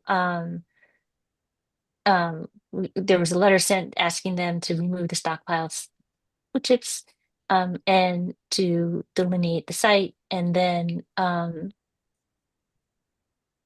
it reflagged by soil scientists by today, and then come up with an inventory of the trees and plantings. Um, I'm just looking through the letter. Develop a restoration plan and figure out if those all those arborvitae need to stay. I think that's the gist of what we had. All right, yes, and so we have Todd Anderson here. Yes. Um, so Ready? You ready for me? yes, just Good going through what evening, we everyone. For the record, Todd Anderson, principal of Anderson Surveying LLC, 1575 Boston Post Road, Suite F in Guilford. Here on behalf of the Schultzes for their property on Liberty Street and Route 1. Also here tonight with me is Matt Davison, soil scientist from Davison Environmental. He was out to the site and explored the record inland wetlands boundary that we had remarked prior to the site walk based on what Rich Snarsky had done. I don't have that date on me right at the moment, but that was a few years ago. He has written a report and come up with a proposed remediation planting plan as well. Maria, do you want me to share my screen to show my new plan, or do you want to share it? Good. I'd appreciate it. Alrighty. Let me see if I can figure this out. How do I share? Oh my Oh, goodness. there it is. It's like if you can, I can do it. I have faith in you though. Oh, hold on a second. Let me see here. I did have it open. Let me see here. There we go. Okay, so this is my new plan that we just did. It shows that it's Oh, actually it's your files. It looks like it's your directory. you're sharing the wrong thing. oh, you can't see my plan? Nope. I'm just seeing all your we're just seeing your list of PDFs. Hold on a second. I Nope. can do it if you're having issues. Let me try it again. Because when I tried it the first time, it came up with the directory. Yeah. Let me see, application windows. My problem is for some reason my Adobe crashed out, so I have very limited Oh, things I can here we go. share. How about now? Not yet. Here it is. There you go. Yes. Yay! Old dog learned a new trick. So we went out and located all of the arborvitaes. Let me zoom in a little bit if I could. They are all of these little guys here are all of the arborvitaes that were planted on the site. We also located all of the stumps that we could see that were at or above grade. The dimensions that are listed are the dimensions at where it was cut off. So, as a caveat, that doesn't mean what the tree was at breast height. And as you can see here, we have a 36-inch tree. And when we set the benchmark in it, it was a 15-inch tulip. So that is actually at least double the size now at grade as what it was at breast height. Just to give you a point of reference for the sizing of all these. But these were all the circles are the stumps that we located throughout the site that were cut.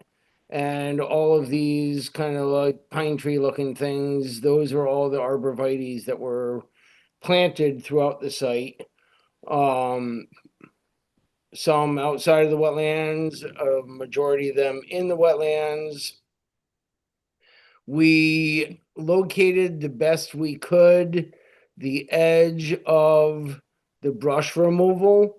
There are still some existing trees in this area, but all of the invasive underbrushes and the vines and so forth that were on the site, if you remember on the site walk, there was a definite delineation between the major clearing of underbrush and vines and so forth, and then an area that was untouched. So that is representative of that limits of that clearing. We did not go through and itemize all the existing larger trees that still remain in this area. There are a few, not a lot, but some. But again, here is the record wetlands boundary that comes in through here. Part of this was reestablished as a lawn area. We did not delineate lawn from chip area because when he was out there, it was kind of indeterminate as to where the separating line was between the two. So he did not locate that. So in Matt's report, and again, Matt is on the call as well, so he can talk further into the implications and remediation measures that he proposes and so forth. So at that point, let me toss it off to Matt, and then after his presentation, maybe we'll take questions, unless you have any questions for me right now. No, we can be good to hear from Matt. Can everyone hear me? Yes. Yes. For some reason, I don't see my name and I don't have a video option on. I must have to update my Zoom. For the record, Matt Davison, professional soil scientist. I just promoted you to a panelist, so now maybe you could do it.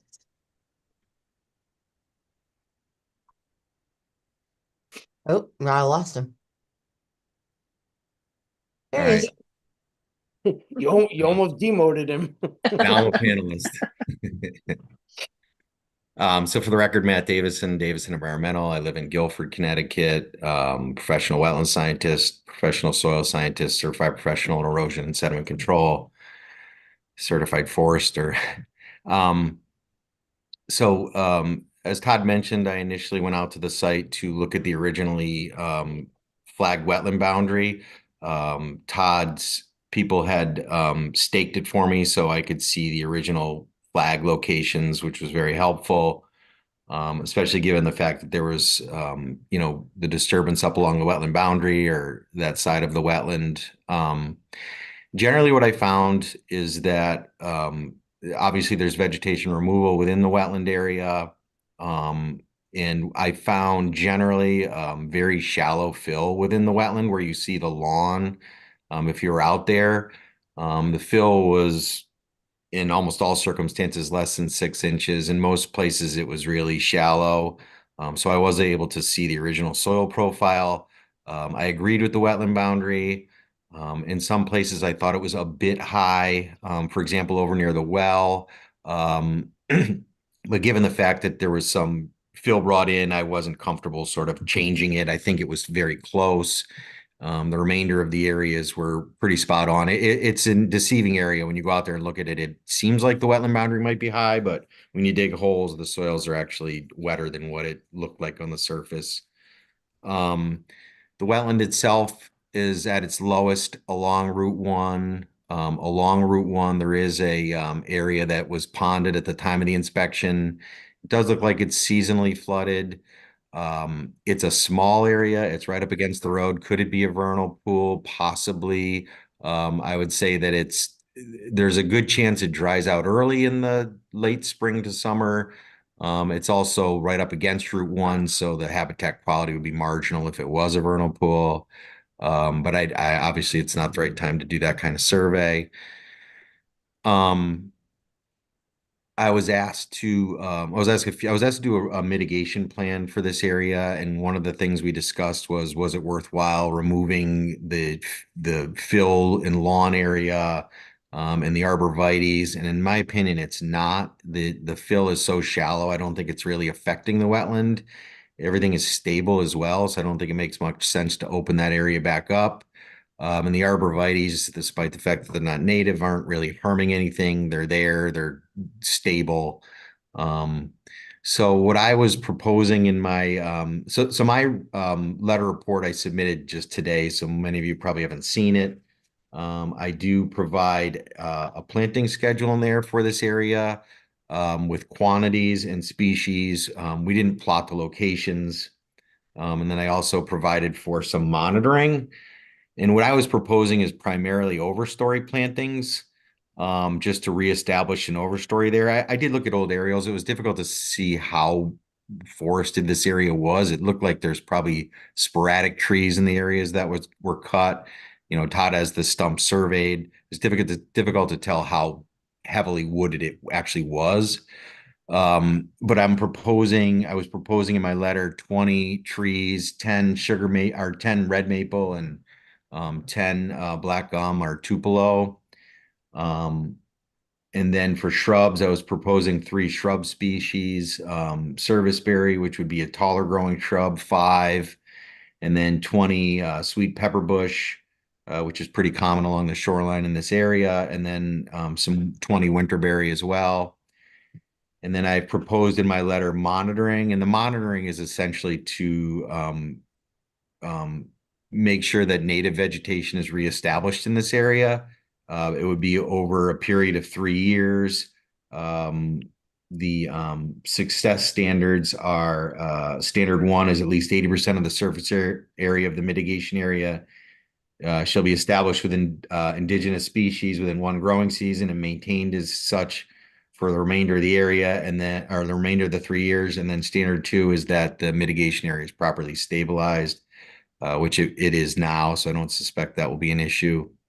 One of the good things, I guess, if you can say about the area that was disturbed is it does create a nice palette for plantings. It's very easy to get into. There's access off Route 1 there, and then it's very easy to maneuver in there.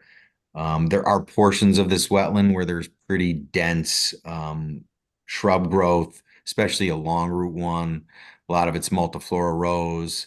I suspect that before this area was disturbed, a lot of that upper boundary there was probably shrubby as well. That's pretty much what I have here. I don't know if anyone has any questions. Questions? Does anybody have questions for Mr. Davidson?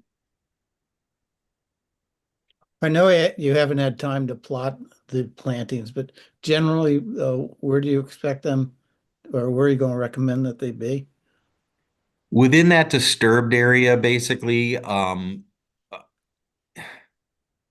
if I submitted the letter today, and it probably honestly does make sense to plot them on the plan. Um, if for nothing else, just to make sure that the numbers I'm proposing work. I don't think it's underplanted at the spacing I'm providing, but it would be nice to make sure that it is that the plantings do fit in there. But essentially throughout that lawn area down into the arborvitae area up to where it meets the wood line, essentially, I think would be the logical place to plant them. That area is open now where the vegetation was removed. It's very open. So Yep. you establish some the other thing that reestablishing some canopy cover there would do would be to discourage future invasive species colonization. I mean, you're probably going to fight it for a year or two. I suspect that there will need to be some treatments in year 1 or 2 to knock back some of the stuff that will sprout in that area, unless it's able to be maintained mechanically during that time. But it would be probably difficult to pinpoint those specific invasive species and eradicate them without professional help. There's also photos in my letter too that might be helpful. You can share Matt's letter if you'd like.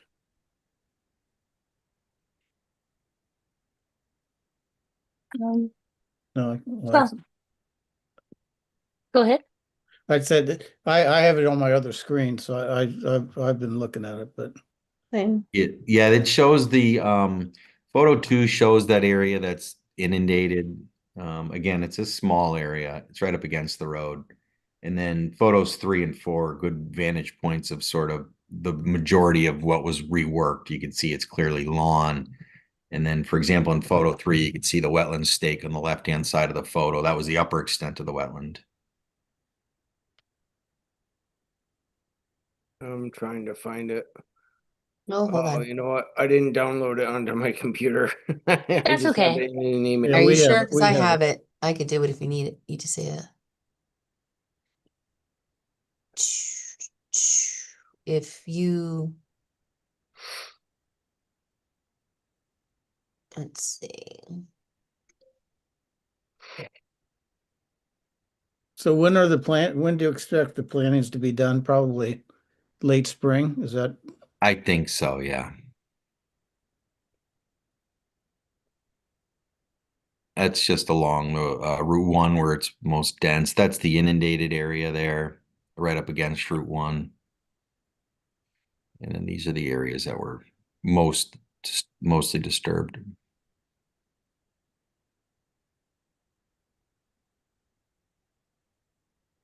Well, I think it would be good to get them on the plan. I think this looks like a, a good plan. I like the idea of trying to reestablish canopy cover. Given, I didn't count them all up on the plan, but there are a significant number of trees taken down of some of, reasonable DBH. And the species, just list looks good to me.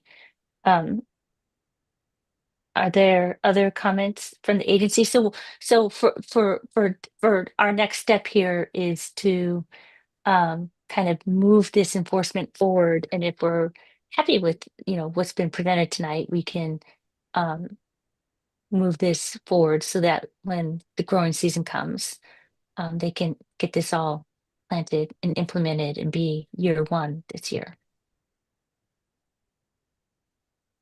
Yeah, we can do So- that.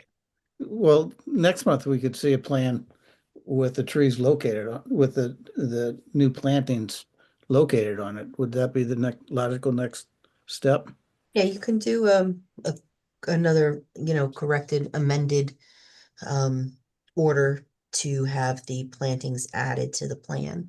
And you can either put in there that, now about a planting deadline, or you can wait until after you see the plan next month.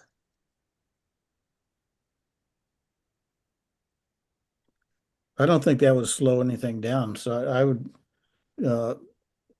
say we defer on defer giving the go-ahead until we actually see it next month. That would still give them time, I would think. As far as, yeah, planting, because we're not going to plant in February, Right. sadly. Uh, it's I not think if here. we are gonna wait, Without a lot sorry. of effort too, we could put some of the notes onto the plan too, so that whatever contractor picks it up has everything they need right in front of them. So they're not looking at parts of my letter and then parts of the plan. That's Mhm. excellent. That would be excellent. Yeah. And go ahead, Anna. What were you going to say? No, I was gonna say that, especially when it comes to the herbicide part, or I'm sorry, not the herbicide, the invasive treatment. I'm sorry, invasive treatment part. Yeah. If invasives do pop up. Oh, you mean what is the plan? Yeah. Yep. Yeah, Oh, I'm sorry. no, go ahead. Did you see anything that you think there's going to regrow, or no, you don't think there's going to be any regrowth? Matt? You might get some stump sprouting. There's not a ton of stumps in there. And then given the fact that it's lawn now, you're not going to have as much regrowth as you would have had if you just sort of cut and walked away, I'll say. So Uh, you're not going to have overcrowding issues, you don't think, after? No, I don't think so. I was hesitant on the shrubs, but because of the fact that it's been cleared and essentially planted with lawn, I do think you could establish shrubs there. The problem with shrubs is that a lot of times what your native rootstock there just outcompetes it within the first year or two and overtops it. I think some of the other applications you had on tonight sort of reference that, and that's a lot of times what we see in the field. And a lot of times it actually messes up your monitoring because you'll have a condition that requires a certain amount of survivability, and what you end up with is the same amount of native coverage, but it's just the rootstock that was there before as opposed to what you planted. Okay. But in this case, I think you can plant the shrubs. One of the reasons I chose clethra too is it does have a pretty aggressive sort of spreading, um, tendency. You see it and it gets pretty dense. Um, what I would anticipate here is that you plant it all and that they're probably going to my recommendation would be just to engage someone like All Habitats and just literally put them on a 3-year contract is what I tend to recommend, and just have them go out every year, and whatever you see, they're pretty reasonable with their pricing. Whatever you see, get rid of it, and that sort of takes care of your monitoring as long as you're staying on top of the invasives. Okay. So we're going to add location of plants and the planting list onto the plan, right? Yeah, and then I would do the monitoring conditions. Just sort of a mitigation plan sheet, basically. And then the Yeah, invasive treatment instructions on the plan as well. Yeah, that would Yeah. end up going to the that would end up being, so my report would say, I see invasives and here's what I'm recommending, but I could put some additional detail on there as far as like contacting an All Habitat. They're local, they know what they're doing. You don't have to handhold them. Okay. Okay, that sounds good. So, do we have to vote on this? Or we just never can remember with enforcements? I know it's amended, correct, Steve? What's your recommendation? I mean, we are Because we're amending, amending the corrective order. all right, well, I'm gonna make a motion that we amend the corrective order as just discussed and as written by Maria right now. Second. Okay, so I mean, so we've just discussed that, we want to essentially kind of combine the information from Mr. Davidson's report, put the location of the trees and the shrubs and the number onto the site plan, along with notes on planting and treatment and monitoring, Okay. essentially. Any other discussion? All right, all in favor, raise your hand, say aye. Aye. Any opposed? All right, unanimous. Okay, great. So we'll look forward to seeing that combined product next month. Okay. Thanks, everyone. Thank you Thank very much, you. everyone. Have a great night. Thank you. Okay. So our next one is 131 Twin Bridge Road. This was another enforcement that we asked for them to again submit um uh some idea of restoration plans. This one, as you'll recall, again, it was, a pretty significant clearing, but they're waiting um,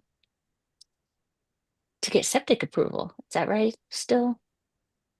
Yeah, I think we have Austin on here. I think Okay.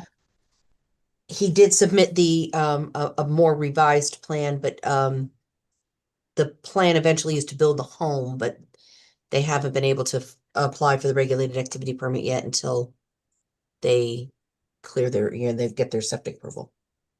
So, Okay. Austin, if you want me to share the plan, are you there?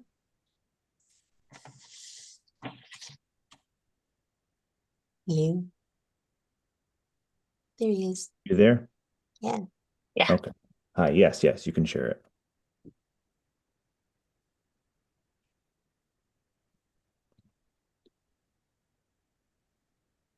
Can you all see that? Yes.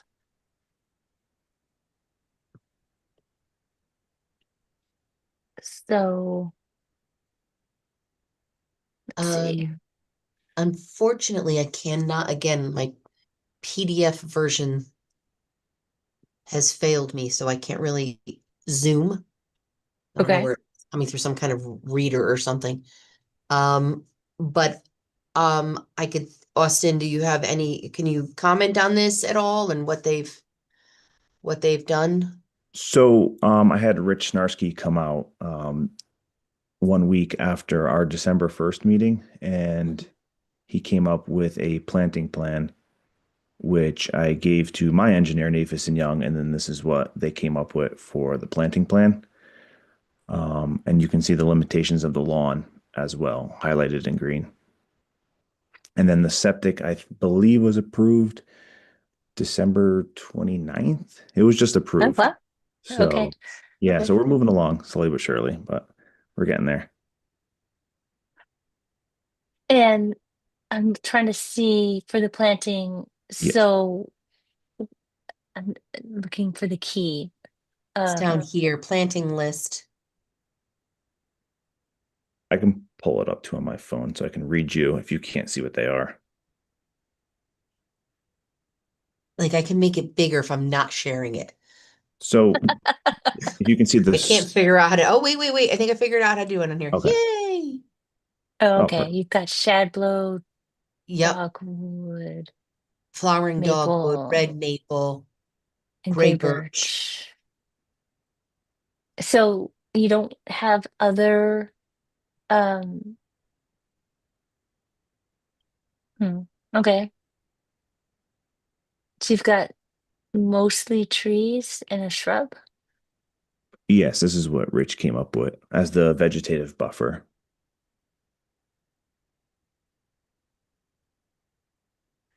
Okay. Um and then it looks like the green is all the lawn. So what is between the lawn and the trees? So right now there's just, I would say, like low-lying brush. Okay. So yeah, I don't plan on having that big of a lawn. Just pretty much the limitations there. And then I guess it would just remain as low-lying brush to that new tree line. Okay.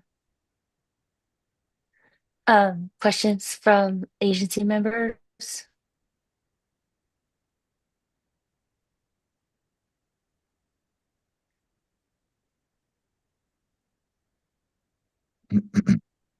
Or not? Anyone? I mean, yes, I mean, basically, we want to, as with the last application or enforcement corrective action, just kind of make sure we are moving forward, especially as we're heading into the growing season. March, April, May. Well, April, May. And so, if this looks reasonable, so Rich Snarski, you know, has recommended this, which is great. Yes. Um, and I guess my only question is then, i- so, and I'm trying to figure out where the regulated activity, the 100-foot review is. Oh, did you need me to? I'm sorry, I closed that Oh, tab. that's okay. No, I see. So it looks like the review, at least on what is that, the south side, is lawn. So it looks like some of your lawn is within the regulated activity area. Yes, correct. Okay. So this Um, blue line, right, is all regulated area. Yes. Yep. And the house and everything is outside. It's the septic.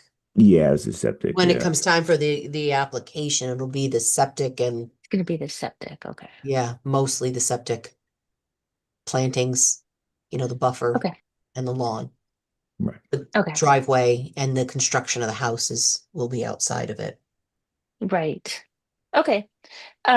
Well, yeah, and I guess, you could think about if, as continue to work on your house for that buffer, that area between the new tree line and the lawn.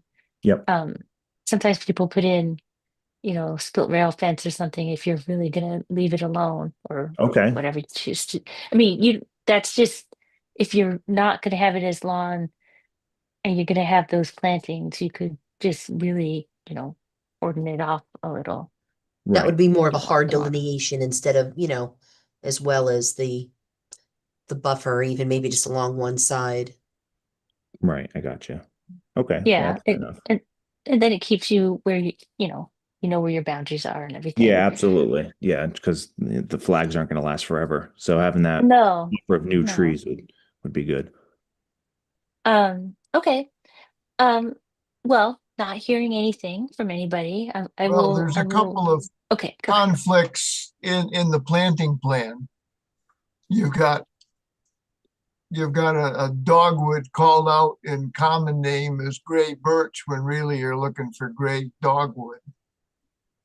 And you've got sugar maple as Acer saccharum, and it's listed as red maple. So Oh, nice catch. I would try to figure out which it is you want with the maples. And as far as I'm concerned, gray birch is not acceptable at all. It won't last that long. But if you're planting along the wetlands, the gray dogwood would be what you wanted. But Okay, so a gray dogwood instead of a gray birch. well, gray dogwood is what the Cornus racemosa is. Okay. Yeah, I'm not But is familiar that with these native? terms. Yeah, gray dogwood, Okay. great twig dogwood is native. Yeah. So I think what's interesting about the choice of dogwood is that a lot of the dogwood, maybe the disease has already, kind of run its course, but for the native dogwood, they got hammered That in was the a number of last. years ago. They seem to be doing Yep. okay now. Right. Back in the So 80s, we thought we were going to lose them all. well, even back in the early 2000s, mid Yeah. 2000s, there's been a lot of them knocked out, that I've seen. But Yeah. um, I think red maple is great, shadblow is great.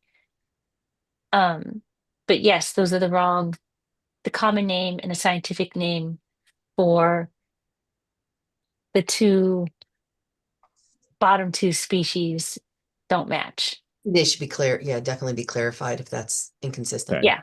Yeah. One is saying the scientific name is saying sugar maple, but it says red maple, and the other is saying gray dogwood, but the common name is saying gray birch. So I would sort that out. Okay. All right. So maybe the common names were then mixed up. Yeah, Yeah. I guess I would check with Rich Snarski's Okay. recommendation. Okay. Whatever he recommended, I would go with. I don't Yeah. think Rich Snarsky made that mistake. No, I don't think so. I think probably the translation between, Uh-huh. From his Rich's report notes to the, yeah.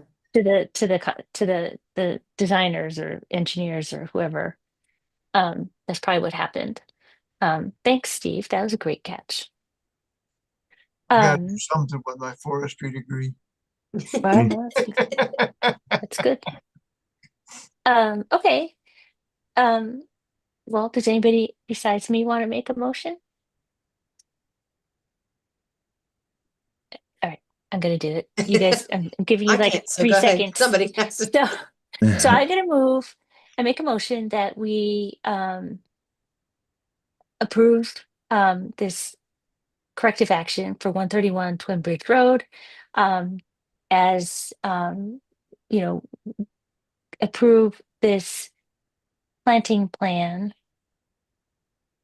but getting the names of the species corrected, Yes. and being able to move forward with that plan um, in the spring.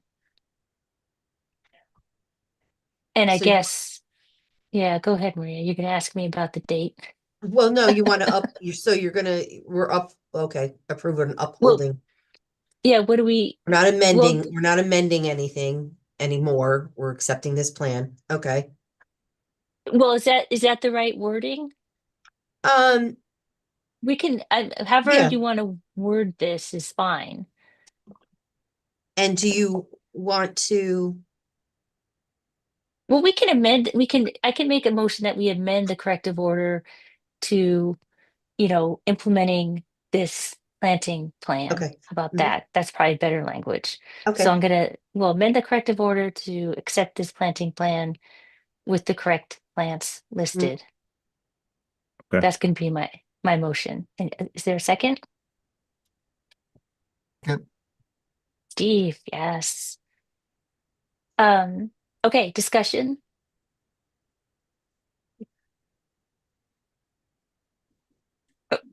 I've discussed everything I want. Okay. Anybody else? Do we need to specify, have them specify the size of the plantings, or is everybody okay with how it is now? Um, I guess I would recommend, 'cause, I mean, Rich typically has, I think there was some lost in translation here. I imagine. So I don't know what his, When We I did talked not to get a Rich, report. You oh, didn't go give us a report, right, Austin? Just, ahead. No, it's just what Nathis and Young drew up. okay. okay. Um, yeah, so that's a good point, Lee. I guess it would be Well, there's helpful. size specifications on the letter. They're talking about with oh, Which letter? Yeah, no, sorry. That was the previous That was one. that was the previous one. I haven't Right, yeah. taken that one Yeah, the down. previous one. Yeah, take that. Yeah. So I guess I think what that some other information that would be helpful in addition to correcting the names would be which isn't here, but which typically we see from soil scientists who are recommending restoration plans, would Everybody's be size. the Yeah. the size and a monitoring plan. Does just he have as a we just number of plants or no? There was a, well, Mm. it looks like you've oh, got it's these. keyed. Okay, yep, it's key. I It's see how I see the, keyed.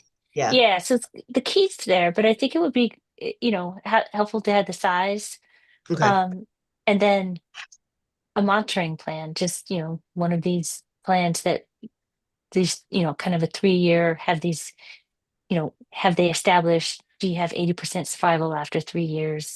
What are we seeing year after year with respect to, are these trees taking Mm-hmm. hold? Right. So we'd want to, add that to this amended action, I guess. Okay. My recommendation is that we know that Austin is working towards a regulated activity for a single family home. However, should something happen where that gets delayed, do you want to put a deadline on a planting to make sure that the property's been mitigated? And at least get the plantings done. Maybe they decide they don't want to build until next year, or Yeah, no, we want the planting done by the end of June. Yeah, Okay. that's right there. Okay, They, works. Because And then Maria, we can start working on the permit now, since the septic was approved. on the wetland permit? Yes, on the regulated activity Yeah. permit. Yeah. Okay, cool. I mean, I'm And assuming it's gonna, it seems like engineering firms kind of take charge in that. So should we have our engineer fill out the permit information? How does that work? yeah, I would talk to them about it. Okay, And have them guide you into it again, and then, this planting plan would have to be part of that regulated activity permit. right. Yep, makes sense. right. I think we haven't voted yet, so I want to vote on Go, this. yes, I'm sorry. We That's okay. squirreled. Yeah. So all in favor of this amended corrective action as discussed? Raise your hand, say aye. Aye. Any Aye. opposed? Okay. So we are officially approved. Okay. Okay. Yes. So yes, the planting plan would want to be on whatever application comes through. But regardless, there's a date for getting this Yes. started. Right, so I'll send you another amended corrective letter Okay. with the additions that need to be done, and then the planting deadline, which will probably in all reality take place prior to your house being, Yeah, I don't think the Yeah. house can get built that fast. Yeah, But so- yes, absolutely. Okay, Alrighty, cool. Thank All you right. guys. thank you. Thank you. All right, Happy New Year. Happy New Year. Happy New Happy Year. New Year. Okay. So next we have approval of the minutes. So hopefully you had a chance to glance through them. I read through. I didn't see anything outstanding. I didn't see Um, anything either. I thought they looked good.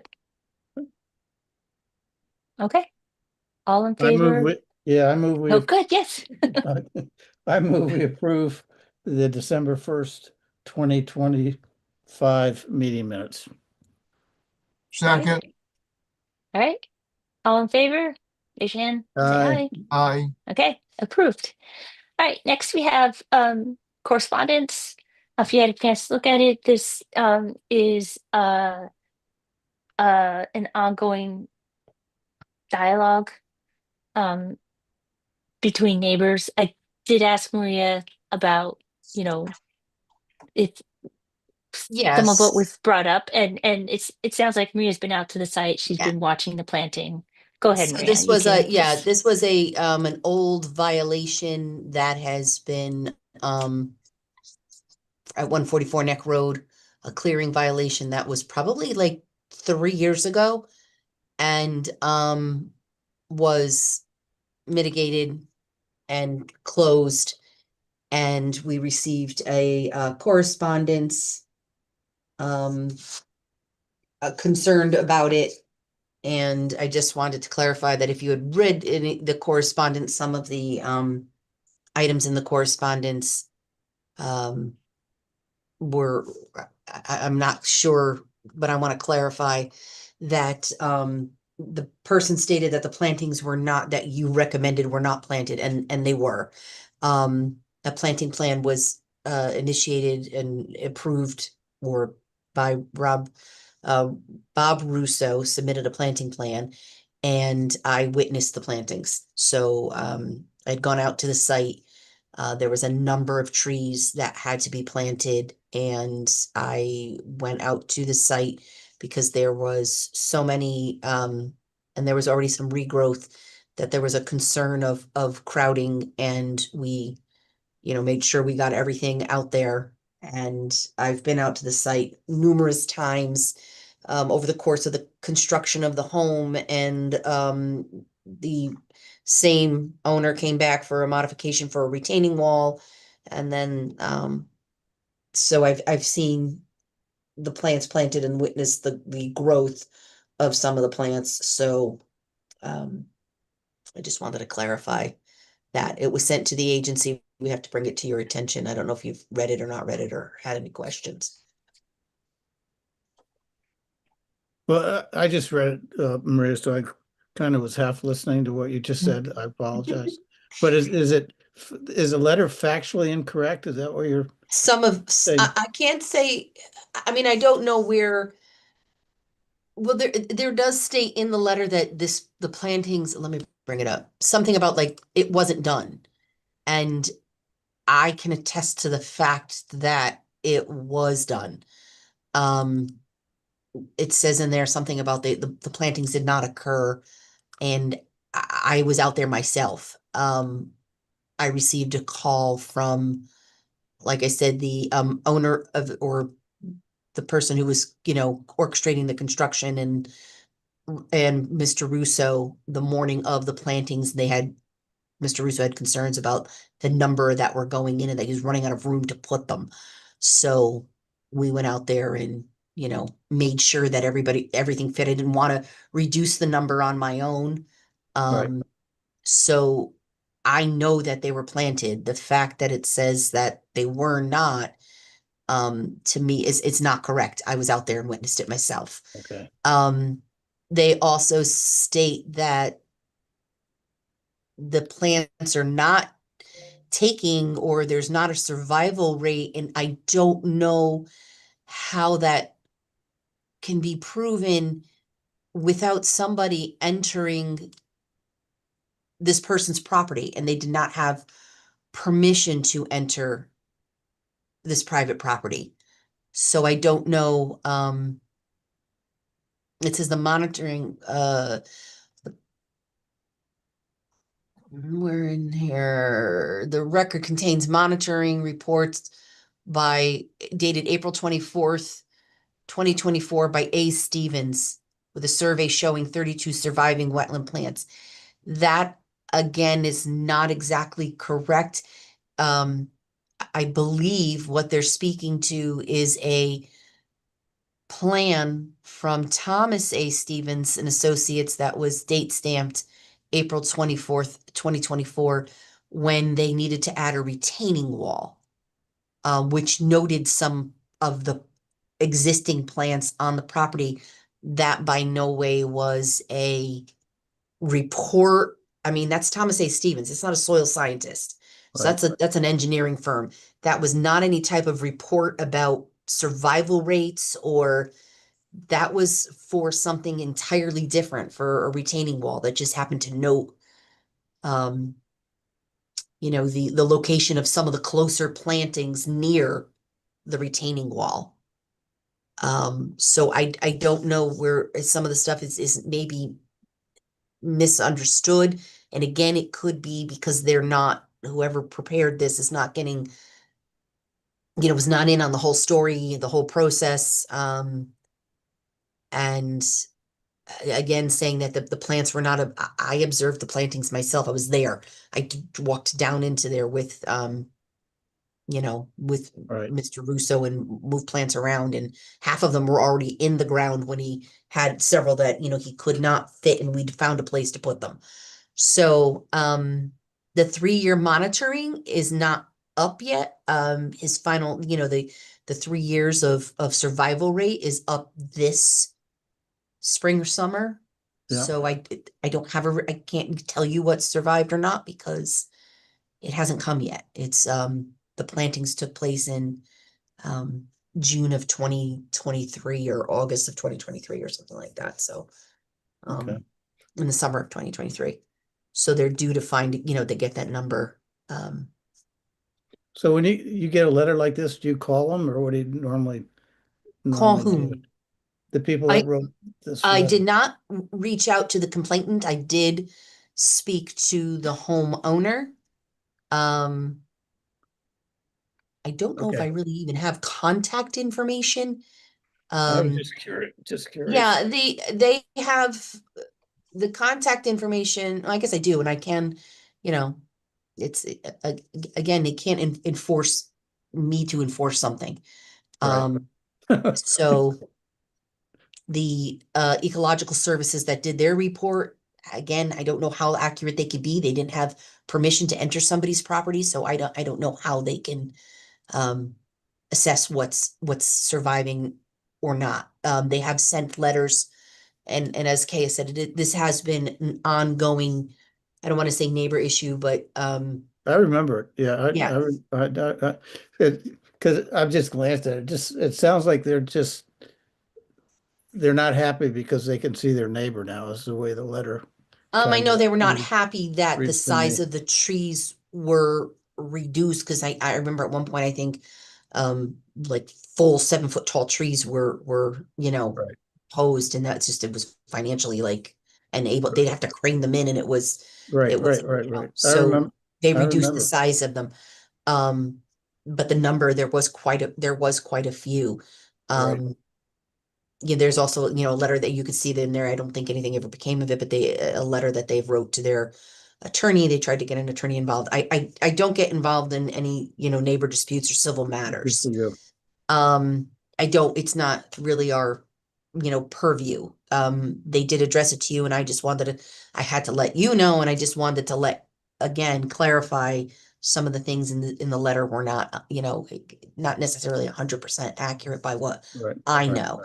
right. I'm not a soil scientist. I can't speak to the survival rate, but the owner of the property does know that they do need to get Mr. Russo back out there, or someone else to speak of, the survival rate of the plant this spring. So of of the trees.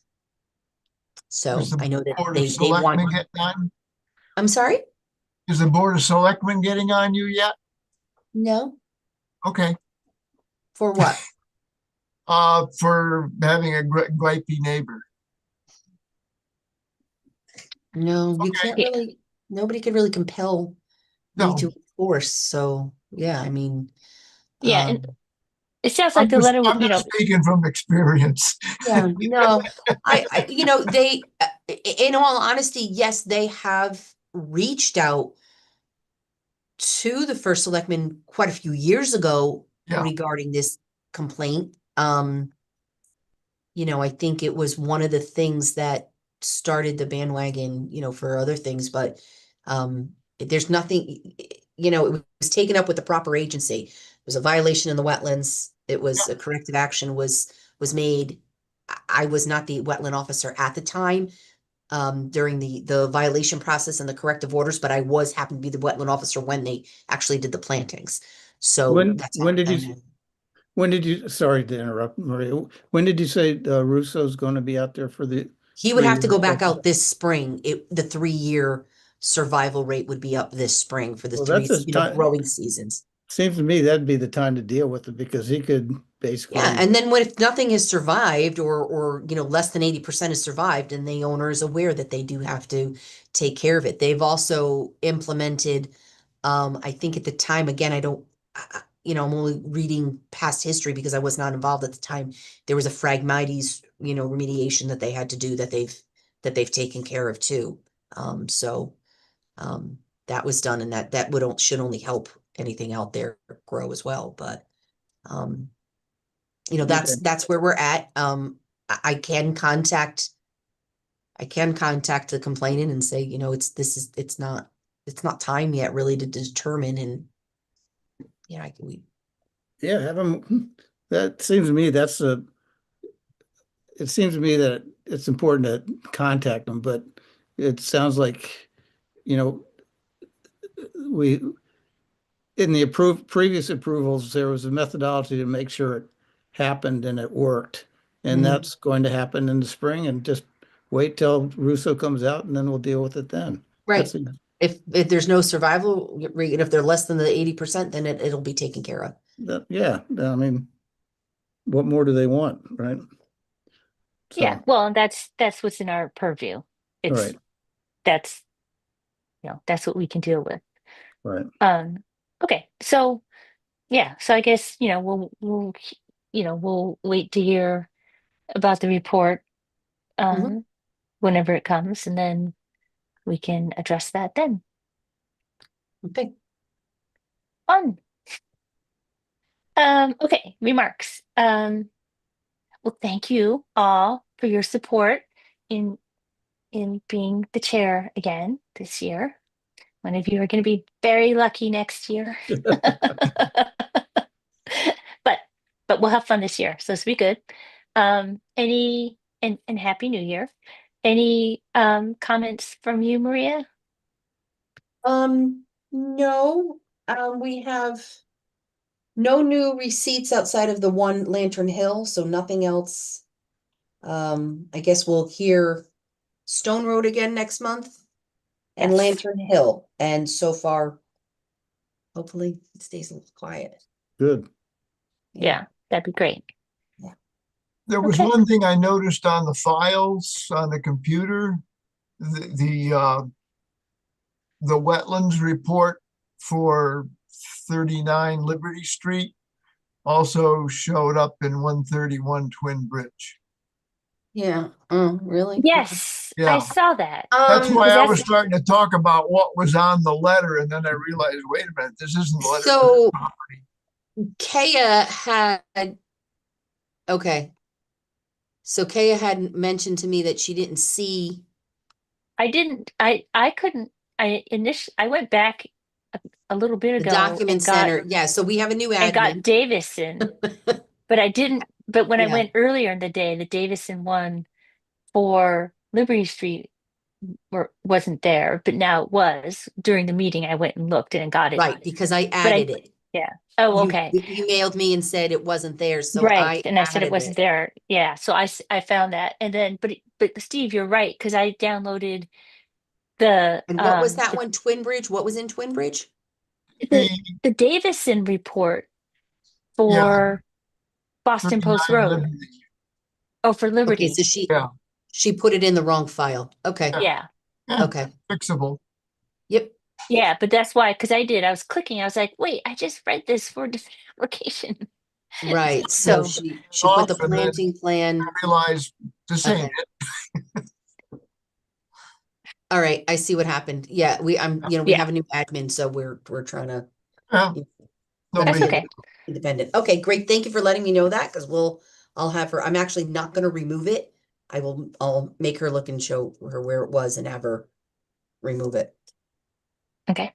Yeah, because I know I sent her both, and I was like, I sent her both things because they both came in today, so we had to Yeah. do some last minute uploading. So, thank you. All right. Any other comments? That's it for me. Any other motions? I move that we adjourn the January 5th inland wetland meeting. I second that. All right. All right. All in favor? Your name in the minutes. Yes, Aye. say aye. Aye. Aye. Thanks. Okay.